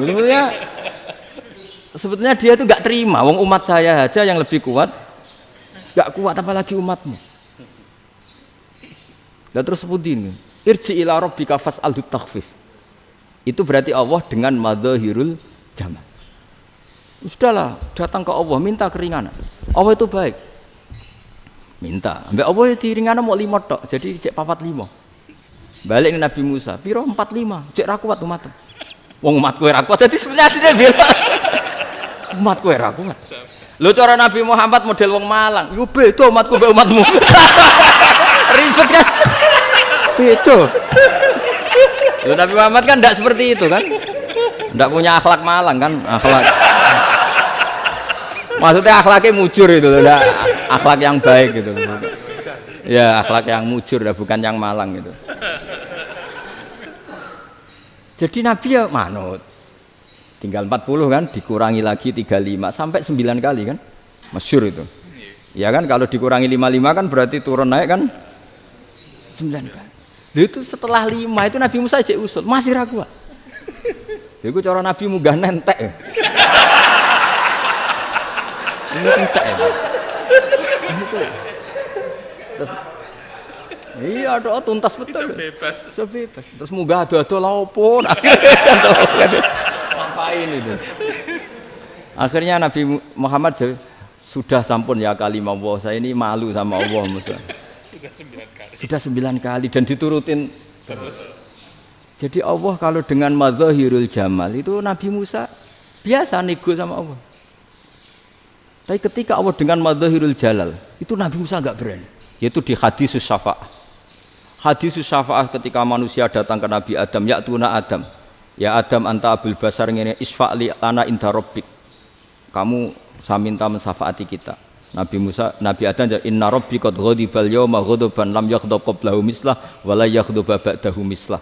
Ini Allah sedang murka besar dan tidak akan murka seperti ini lagi. Sudah saya tidak berani, nafsi. Nabi Ibrahim enggak, termasuk Nabi Musa ketika itu ya enggak berani. Karena Allah dengan madzahirul jalal. Itu Nabi Musa enggak berani. Sudah saya sendiri itu pernah salah. Yaitu saya membunuh seseorang yang enggak disuruh oleh Allah membunuh itu. Yang pas jotosi orang Kipti. Akhirnya datang ke Nabi Muhammad. Pas ke Nabi Muhammad, Allah dengan madzahirul jamal. Dengan madzahirul jamal sampai Kanjeng Nabi ngendikan analah. Saya akan memintakan syafaat kalian.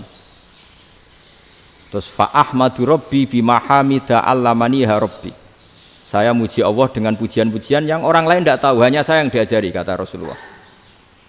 Nah di sini menurut banyak ulama termasuk kitab yang saya baca, kenapa Muhammad sebagian namanya Ahmadu? Itu dari af'al tafdil fa Muhammadun Ahmadu min ghairihi. Muhammad Rasulullah itu kalau muji Allah di atas cara mujinya nabi yang lain. Jadi Ahmadu bukan dari fi'il mudhari' lil mutakallim tapi dari af'al tafdil. Fa Muhammadun Ahmadu min ghairihi. Bahwa Kanjeng Nabi Muhammad sallallahu alaihi wasallam itu cara mujinya Allah di atas pujian para nabi. Makanya di sini Sayyid Ali Zainal Abidin kalau muji hamdal hamidin wa fauqa hamdil hamidin. Jadi pujian saya ini di atas rata-rata cara mereka memuji. Yaitu sirinya apa? Nabi itu tahu bahwa akhirat itu tidak bisa batasi Allah. Kamu tidak bisa nyemprit Allah. Allah, ini akhirat loh. Amal sudah tidak manfaat. Ingat itu. Tidak bisa seperti itu. Allah itu nggak bisa tunduk sama konstitusi yang bernama akhirat. Artinya Allah meskipun di akhirat tetap duwe hak yaf'alu ma yasa atau yaf'alu ma yurid. Nggak bisa kamu terus wah ini akhirat amal ra iso dikirim wong mati, amal ra iso dikirim. Ya pengiran kok mbok atur. Kalau kita yang mengirimkan tidak bisa, tapi kalau Allah tetap bisa. Makanya ada kiai mengatakan kodok qadar ora iso dirubah, itu kamu. Makanya ada seorang kiai ditanya, kodok qadar ora iso dirubah sekali dicatat selesai. Jari kiai tadi, tapi nak Allah iso. Dalile apa ya huwa ma yasha wa yusbit. Nak Allah ya iso, sing ra iso kan kita. Nah, Nabi itu tahu betul meskipun akhirat itu Allah masih bisa dinego saking baiknya. Akhirnya Nabi sujud, masyhur itu terus, ya Muhammad irfa' ra'sak wasal tu ta wasatu safa. Semat sirahmu angkat. Kowe njuk apa tak turuti. Terus semenjak itu Nabi minta apa? Syafaat. Artinya apa? Ketika Nabi lain berpikir bahwa akhirat ini membatasi amal karena sudah Nabi tahu betul kalau Allah tetap Allah. Yang enggak terbatas kekuasaannya, enggak terbatas rahmatnya juga saat di akhir. Makanya disebut fa Muhammadun Ahmadu min ghairihi. Makanya wa mubasyiran bi rasuli ya'ti mim ba'di ismuhu Ahmad. Jadi makanya terus banyak GNU sing macam-macam lah. Sing ana sing potongane wedi terus hati-hati. Niku berarti makome madzahirul jalal. Ana sing amen guyon nek makome madzahirul jamal. Ana sing ra jelas ngene iki, sing ra jelas. Nak guyu buanter kok nak nangis yo buanter. Jebule urusan utang. Lah ini sudah yang udah. Jadi makanya yang rileks saja. Sebenarnya agama ini santai, rileks karena agama ini harus bifarohin wasururin. Enggak boleh agama ini dibawa dengan kekerasan, dengan antisosial. Karena agama ini harus kul bi fadlillah bi rahmati fa bidzalika falyafrahu, harus senang, harus rileks. Makanya saya jadi kiai itu senang takutnya gini. Sekali saya tidak senang jadi presiden buruk. Ternyata jadi wong alim ora enak, itu contohnya.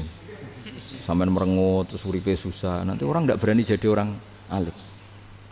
Makanya saya buktikan bahwa saya lebih bahagia dibanding rektor. Nanti orang ingin jadi rektor semua, nggak ingin jadi orang alim. Saya pernah ketemu sekian rektor di Jogja, tanya, Gus, kenapa jenengan bela-belain pesantren sampai segitu? Kan keren kampus NU, sekarang ada Unisma, ada NU Jogja, ada NU Jepara gini. Terus tak bilangin gini, sampai rektornya itu istighfar. Gitu. Saya bilangin gini, ini sekaligus tak kasih tahu ini rektor Unisma ini. Tak bilangin gini, andai kan tidak ada kiai kayak saya itu Islam bisa tutup. Gitu. Kok bisa Gus? Misalnya ada perempuan haid faqal adat. Itu kalau untuk tahu hukumnya haid daftar dulu ke Unisma. Daftar dulu kan? Setelah daftar nunggu pelajaran haid. Baru tahu haid setelah 3 tahun dari masalahnya. Gitu. Tapi baru kayak kiai ketemu saya di jalan, Gus anak kula nu haid ngeten-ngeten mboten normal hukumnya piye? Oh hukumnya ngene dibalekno ning adat. Ora usah registrasi, ora usah daftar. Jadi ya harus ada istighfarnya lah. Unisma juga harus istighfar, semuanya harus istighfar. Karena ada sisi yang nggak mewakili kebutuhan Islam. Tapi saya sebagai kiai juga istighfar. Karena fakta hukum mengatakan yang boleh jadi KUA yang jabat, yang boleh kemenak yang punya gelar. Dan ini yang mengawal Islam secara undang-undang karena mereka yang bikin. Nah, karena kiai tidak punya gelar tidak bisa jabat di situ. Saya juga istighfar. Jadi tidak sampai entok yang istighfar. Karena yang kebutuhan ini terwakili yang punya gelar. Tapi yang punya gelar juga harus istighfar tadi. Mosok kepen roh hukum haid dengan ini kuliah ngentek itu aja nanti nunggu guru yang pas mata pelajaran itu. Ya, terus kapan dekne salate wong jawabannya belum ketemu. Tapi baru kayak saya kan ketemu di jalan tanya. Terus saya sering ketemu. Gus saya ini bapak angkat. Mau nikahkan putri saya itu gimana itu kalau cerita wali sebenarnya anak saya sok, kalau nggak cerita nggak sah karena saya bapak angkat. Itu banyak. Hanya tak akali ya sudah wali yang sebenarnya taukil pada hakim tanpa diketahui, tapi hakikatnya itu taukil hakim. Itu kan tidak gampang. Nah, tapi kalau tanyanya di kampus registrasi dulu, daftar dulu, baru tahun berapa ada pelajaran itu? Semester 5 baru tahu. Iya kan? Semester 5 ya? Iya. Oh, itu kan. Jadi jangan kira terus sistem Unisma itu yang terbaik di dunia, tidak juga kan, tidak juga. Dan sistem-sistem yang lain maksudnya ada. Tapi sistem kiai loh, Bamun juga sering pesen saya, kowe kudu seneng pegawai negeri, piye-piye sing jaga agama pegawai negeri. Kemarin pas acara 7 harinya Gus Roba sama matur itu di depan para kiai. Setelah saya jadi kiai ya itu nyata. Islam di Papua, di NTT yang bawa siapa? Dokter negeri, ya kan? KUA negeri, barokahnya mereka negeri dijamin negara kan, barokahnya Muslim berkebutuhan Islam, akhirnya bikin musola di situ, bikin masjid. Bahkan di Korea Utara itu ada masjid bawaan duta besar, karena banyak duta besar Muslim berkebutuhan masjid. Yang bisa gini itu yang negeri apa yang swasta? Negeri lah. Di sini kiai tidak mewakili semua kebutuhan apa? Islam. Tapi kampus juga enggak, kampus Islam sekalipun tidak memenuhi semua kebutuhan Islam tadi. Masa orang tanya kan nunggu semester berapa tadi? Semester 5 masih daftar dulu. Nunggu pelajaran itu. Payahnya pas ketemu dosennya, wong saya tidak pernah kan ribet kan? Pas dosennya cowok gitu. Jadi sudahlah, makanya ini. Iya, makanya ini kan bentuk kearifan lah. Jenengan ngakui fungsi kiai kayak saya itu bentuk kearifan. Saya juga ngakui jenengan ini butuh kearifan. Saya sering didolani KUA itu rata-rata ya didikan kiai. Kompilasi hukum Islam itu banyak ya, janda cantik. Contohnya harus cantik, kalau jelek nggak mungkin terjadi kan. Ada janda cantik kebetulan suka kawin tapi takut zina. Saya ulang lagi, suka kawin tapi takut. Itu seringnya gitu Pak Rektor. Jadi dia kawin bosen, bilang ke KUA, Pak saya sekarang mau nikah sama ini. Loh, tapi kamu mau punya suami. Ya tapi kan nggak tercatat Pak. Itu KUA-nya rata-rata itu nggak berani. Meskipun nggak tercatat, karena secara fikih meskipun nggak tercatat tetap dia seorang perempuan yang bersuami, maka nggak boleh nikah sama orang lain. Jadi coba kalau nyuwun sewu KUA hanya ngikuti hukum formal, yang penting di catatannya nggak punya suami, ya dinikahkan saja kan. Tapi mereka enggak, karena didikan kiai nggak berani. Artinya gini, kalau hanya pro hukum catatan sipil, maka ini dinikahkan bisa karena nggak tercatat. Tapi secara hukum santri nggak bisa dong menikahkan perempuan sing dzati zaujin yang punya suami. Jadi ini barokahnya kerjasama yang baik. Jadi di masyarakat itu tertanam didikan kiai, nggak boleh nikahkan perempuan yang bersuami. Tapi di KUA ngikuti hukum formal. Dan di Indonesia itu KUA itu rata-rata konsultasinya ya sama kiai. Sehingga ya nggak berani akhirnya meskipun aku ya wedi mlebu neraka, Mbak, gak iso. Dan itu banyak. Seorang lagi ya, makanya ini kan pesantren itu nggak boleh mati. Orang kiai-kiai kayak saya nggak jelas-jelas itu harus lebih jelas lagi. Karena ini yang on time, yang online, yang siapa saja bisa tanya. Saya itu SMS saya itu nggak punya HP WA.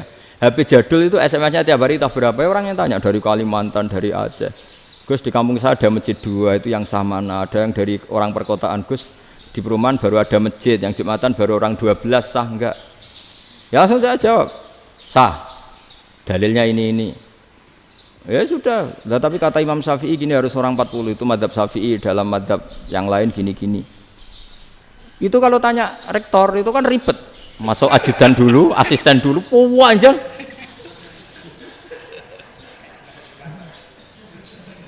Wah itu kan ribet kan? Manggil dosen dekan VAI dipanggil, dekan VAI nggak mau langsung jawab, cari dosen yang nekuni itu. Usul fikih saya nekuni itu baru seminar, nunggu dulu Mbak ini orangnya baru. Panjang kan? Bisa tutup Islam kalau kesuwen. Coba kalau tanya kiai kan enggak ketemu di jalan. Dulu Mbah Zubair kata Mbah Mun. Saya termasuk santri yang diapresiasi Mbah Mun. Dhisik Mbah Zubair ya ngono, anak nong takok pesuwan gak oleh. Gak takok ning kene. Saya biasa ditanya orang ngadeg-adegan. Ya alhamdulillah ilmunya cukup, kalau gak cukup ya kok sik. Jadi sebetulnya orang sopan itu ya agak-agak ada yang ditutupi sebetulnya. Mboten prayogi teng dalan nginjang mawon matur. Ya sebetulnya ya sebenarnya memang ilmunya agak cukup gitu. Tapi itu sebenarnya secara fikih itu haram, menunda itu haram. Yo haram tuh, coba bayangkan ya, kalau tanyanya sekarang, Gus saya ini sudah keluar darah 1 bulan penuh, padahal normalnya hanya 6 hari. Saya nanti sholat enggak? Kalau nginjang mawon dugi kula, berarti kan hari ini belum ada keputusan. Sholat apa enggak kan? Tapi karena modus tadi, boten prayogi nggih ngendikan ngoten teng dalan nginjang tegen kula. Itu kemungkinannya 2, sopan atau goblok, itu saja.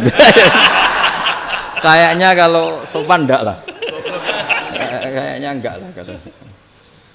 Karena secara fikih itu jelas haram. Bagaimana mungkin sesuatu yang harus dipraktekkan nanti duhur dijawab besok, berarti duhur, asar sampai subuh belum ada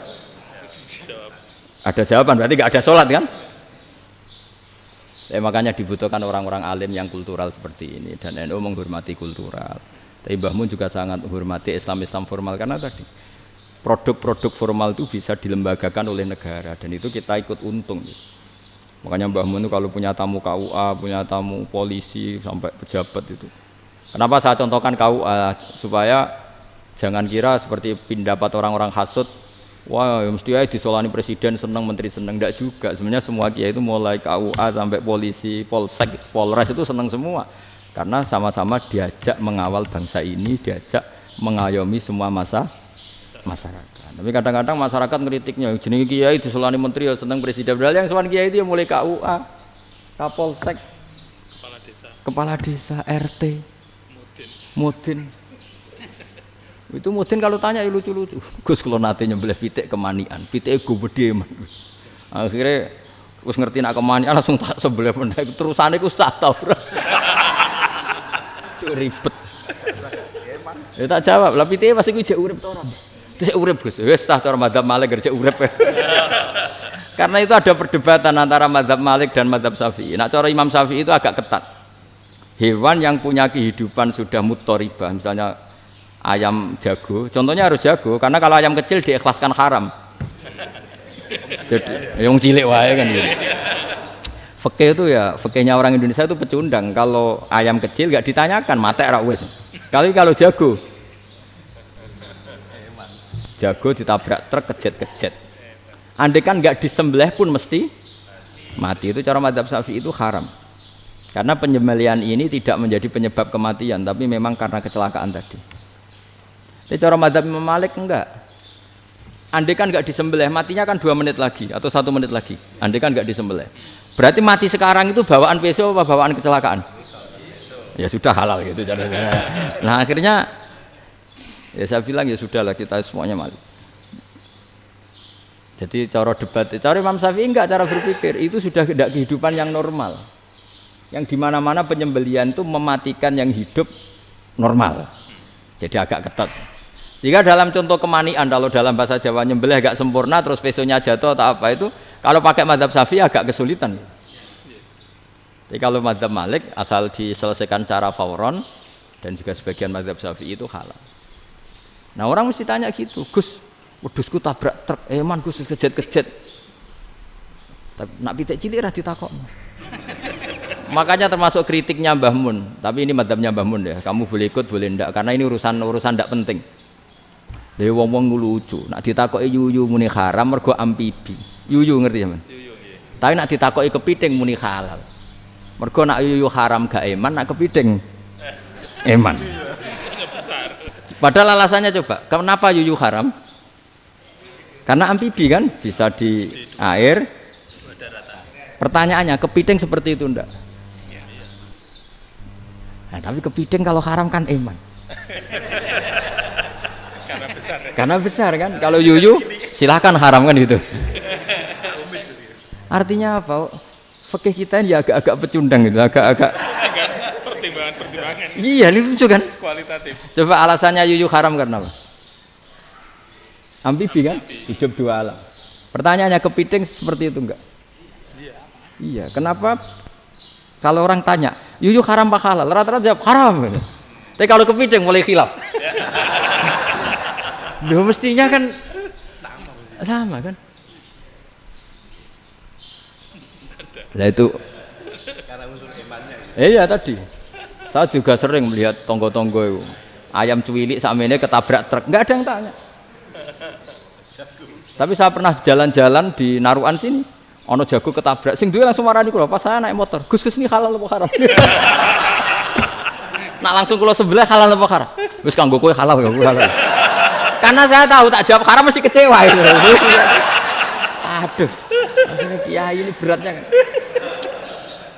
Ya akhirnya ya saya setelah itu mate Imam Syafi'i ngapunten umat kula nu ora siap madzhab jenengan tuh ndak siap. Untuk mazhab ndak sama. Iya kan akhirnya pakai madzhabnya Imam Malik tadi. Ya tak Fatihah Imam Syafi'i ini mboten niat nglawan jenengan. Tapi ngobati tiang eman. Mergo pitike besar itu. Jadi ini kan cerita ya itu makanya yang rileks saja lah bahwa Islam ini yang rileks, yang menyenangkan karena ya agama ini harus menyenangkan. Raditu billahi robba. Raditu itu seneng banget, ridho itu puas. Enggak boleh beragama pertuntungan terus emosinan. Ya marem atau raditu itu marem jadi yang nyaman. Ya saya kira demikian. Assalamualaikum warahmatullahi wabarakatuh. Pelajari lah Pak. Pun. Alhamdulillah. Satu aja yang di sini benar. Oh, satu aja. Syarat. Nggih, tambah syarat. Jadi mungkin ada satu pertanyaan aja. Satu saja. Bukan keluhan. Ini mumpung Gus Bak pada Madhohirul Jamal nih. Ya, Madhohirul Jamal. Sebentar lagi sudah Madhohirul Jalal. Jadi gak kena ditakoni. Monggo setunggal mawon. Ya, bagus. Ini gini, ambil. Nggih. Ampun dawa-dawa terus Gus. Ya jagal-jagal ya. Assalamualaikum warahmatullahi wabarakatuh. Saya Fadil, alumni Unisma yang kuliahnya paling lama. Oh, iya. Masih di jalanan. Gus, pertama saya muhibin jenengan ngikuti 3 tahun terakhir. Sepertinya ketika Mbah Hasyim Asy'ari hadir di tahun 1900-an sampai mendirikan itu kok suasananya sama seperti Gus Baha hadir di tengah-tengah situasi genting Indonesia ini. Saya kira yang memunculkan nama Gus Baha di banyak media online yang saya amati itu malah awalnya dari kelompok bukan kita gitu.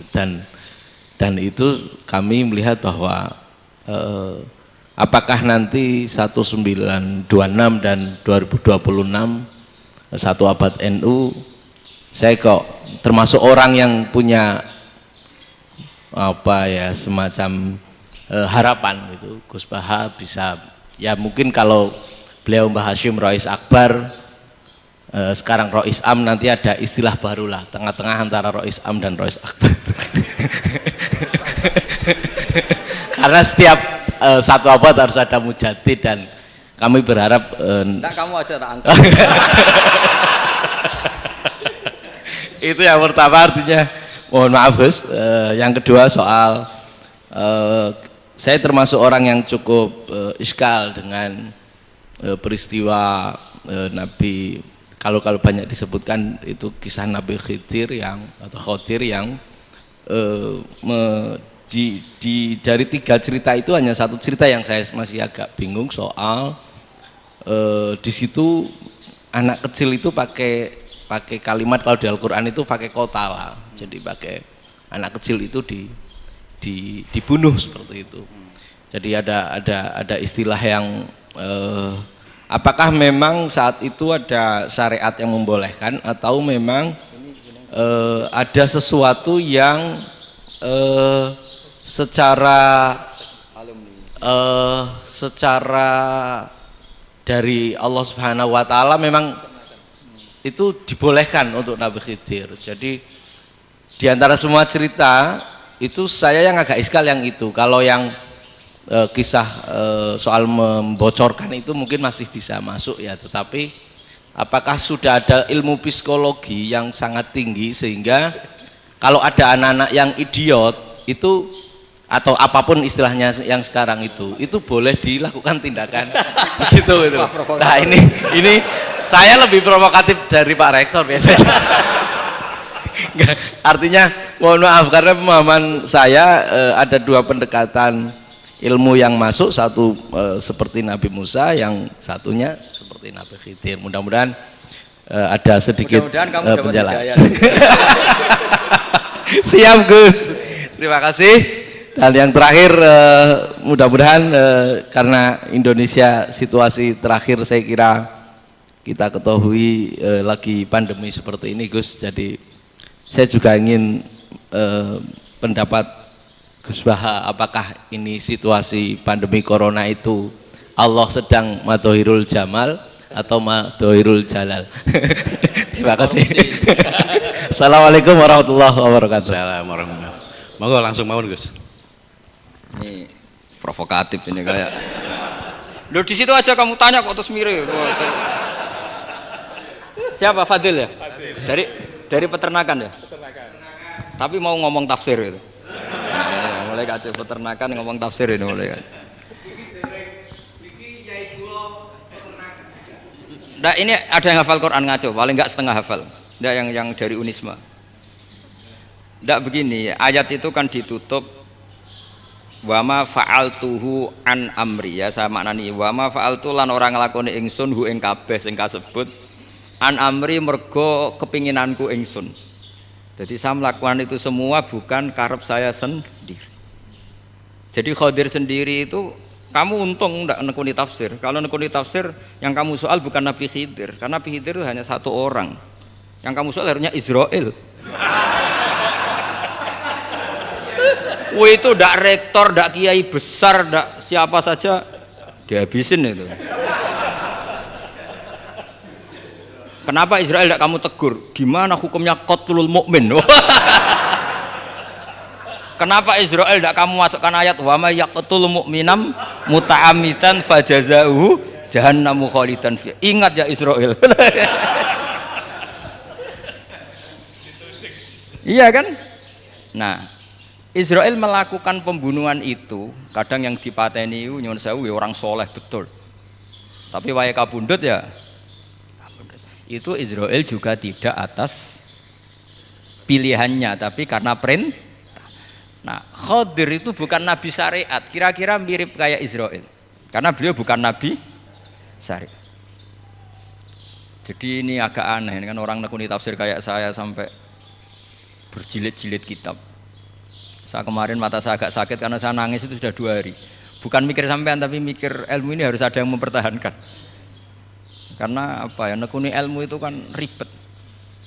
Kalau yang nekuni ilmu terus dosen terus rektor itu ya agak ada fasilitasnya. Kalau nekuni ilmu kiai itu naruh keramat kan taqabbala wa minna minkum taqabbal ya karim. Iya, tapi saya alhamdulillah keramat jadi ya tetap hidup itu. Saya ulang lagi ya. Harusnya Mas Fadil itu kalau nekuni itu yang disoal tuh Nabi Khidir. Nabi siapa? Apa malaikat siapa? Israel. Karena itu korbannya lebih banyak.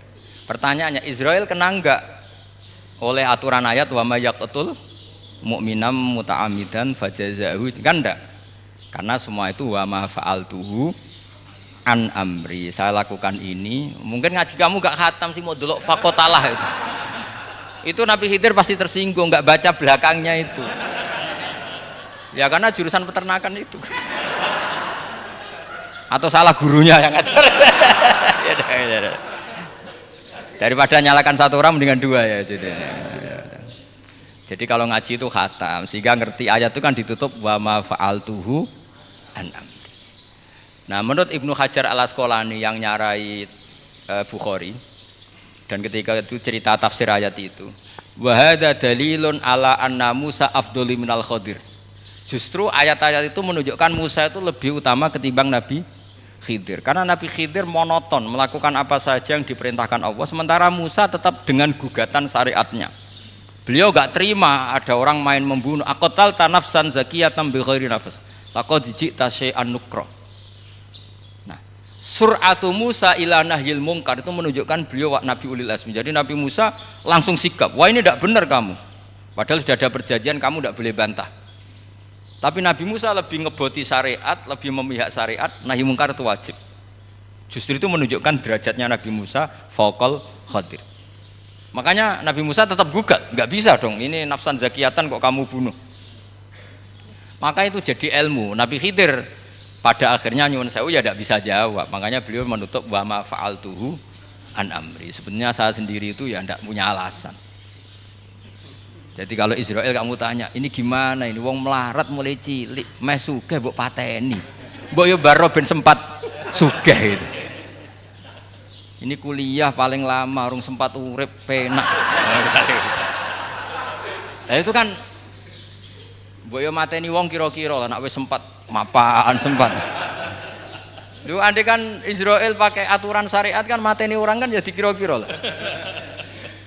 Jadi itu tidak ada hubungannya tadi dengan ilmu yang kamu katakan urusan psikologi, anak itu tetap semuanya haram dibunuh, nggak boleh. Ya jadi tetap, makanya ini pentingnya ngaji khatam itu tadi. Jadi pada akhirnya Nabi Khidir itu ada punya alasan, hanya ngendikan wa ma fa'altuhu an amri. Pada akhirnya yang paling pokok yaitu semua ini saya lakukan, saya sendiri itu tidak tahu karena perintah. Jadi untung kamu gak nyoal Nabi Israel. Kalau nyoal diincem ribet kan. Ini orang tadi pas seminar Gus Bak ngeritik saya. Wah. Jadi itu pinter kamu. Yang kamu soal Nabi Khidir. Jadi enggak itu. Ya kalau nyoal Israel resiko tinggi itu, resiko tinggi. Tapi yang jelas gitu ya, makanya tradisi pesantren seperti ini harus terus karena yang punya tradisi khatam. Saya tuh kalau ngaji kitab tidak khatam tuh tersiksa karena tadi kadang-kadang yang depan-depan tuh tidak jawabannya di belakang kan tadi wa ma fa'altuhu an amri dzalika ta'wilu ma lam tasti alaihi sabra. Jadi ya sudah kira-kira seperti itu. Wajar kamu tidak sabar, wajar kamu tidak itu, memang saya sendiri sebenarnya juga paham itu. Jadi cara basa Jawa niku wajar saya musakira paham, jan aku dhewe ku ya ora paham. Wong aku ya mau nglakoni gitu. Jadi sebetulnya sama-sama ada itu kan. Ini jenis wa ma fa'altuhu an amri. Udah ya? Ya sudah. Sudah ya? Tidak perlu dijawab katanya beliau. Baik Bapak Ibu semuanya yang saya hormati, dan saya tidak harus menyimpulkan karena kalau menyimpulkan malah itu menduguri ulama kan gitu. Itu enggak tawadhu lagi malah itu, khawatir kualat kalau. Baiklah mungkin hanya kita tutup dengan berdoa yang dipimpin oleh Gus Bah. Nggih mboten napa-napa, dan setelah itu nanti kita foto bersama. Al-Fatihah. Alhamdulillahi rabbil alamin. Ya kan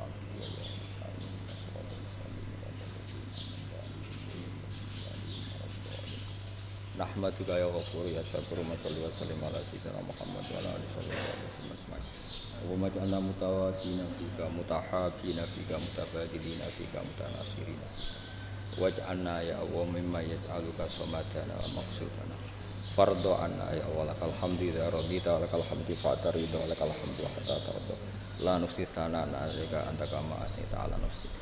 Allahumma ya ilahana bi jail basir Nabi Muhammad sallallahu alaihi wasallam ij'alna ya wa min khiyari ummati ij'alna mimman yuqimu hadzal din wa mimman yakhtumuhu wa yansuru waj'al ya Allah himmatana fi hadithar ila kalimatikal ulya fi ulmika fatin assalamah wal afiyah fid dunya wal akhirah rabbana atina fid dunya hasanah fil akhirati hasanah wa qina adzabannar sallallahu alaihi wasallam Muhammad sallallahu alaihi wasallam subhana rabbika rabbil izzati amma yasifun salamun alal mursalin walhamdulillahi rabbil alamin. Bismillahirrahmanirrahim. Matur suwun sanget Gus Bahak, dan alhamdulillah kita bisa melaksanakan acara pengaji pagi ini sesuai dengan jadwal. Dan saya sebagai pembawa acara atau etok-etok moderator, mohon maaf bila mana ada kesalahan dan khilafan. Terima kasih. Wassalamualaikum warahmatullahi wabarakatuh.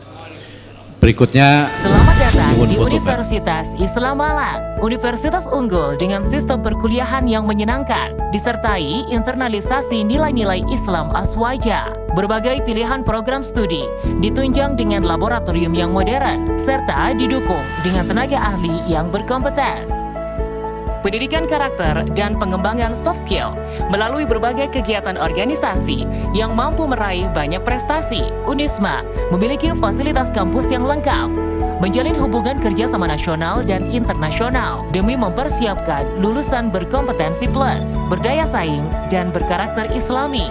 Saya merasakan pendidikan tinggi Islam yang maju dan modern di sini. Mari bergabung bersama kami mewujudkan World Class University. Unisma.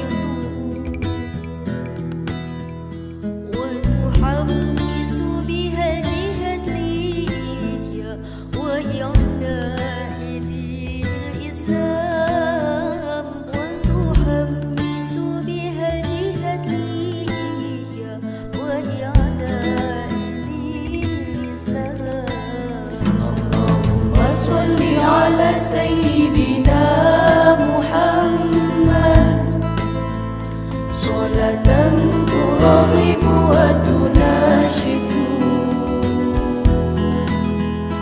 وتحمس بها الجهادية وإعلاء دين الإسلام وتحمس بها الجهادية وإعلاء دين الإسلام وإظهار شعائر على طريقة جمعية نهضة العلماء وإظهار شعائر على طريقة جمعية نهضة العلماء وعلى آله وصحبه وسلم وعلى آله وصحبه وسلم اللهم صل على سيدنا محمد صلاة ترغب وتناشد وتحمس بها الجهادية وإعلاء دين الإسلام وتحمس بها الجهادية وإعلاء دين الإسلام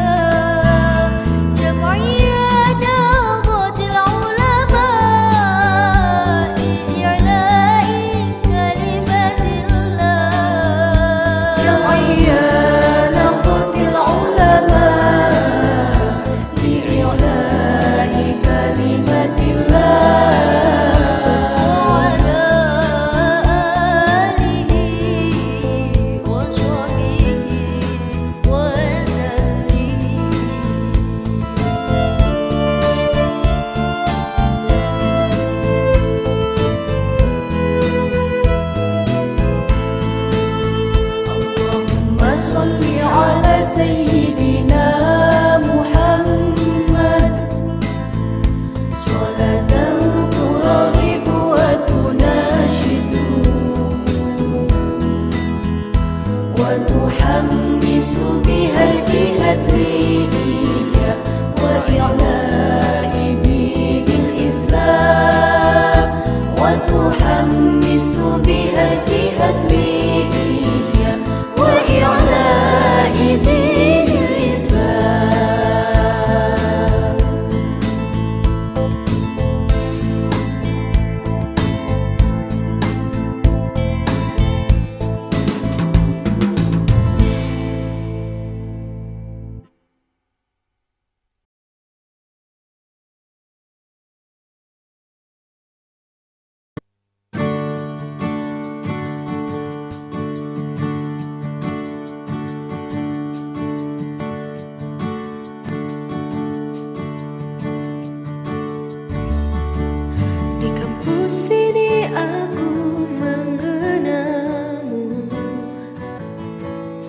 tulusnya hatimu.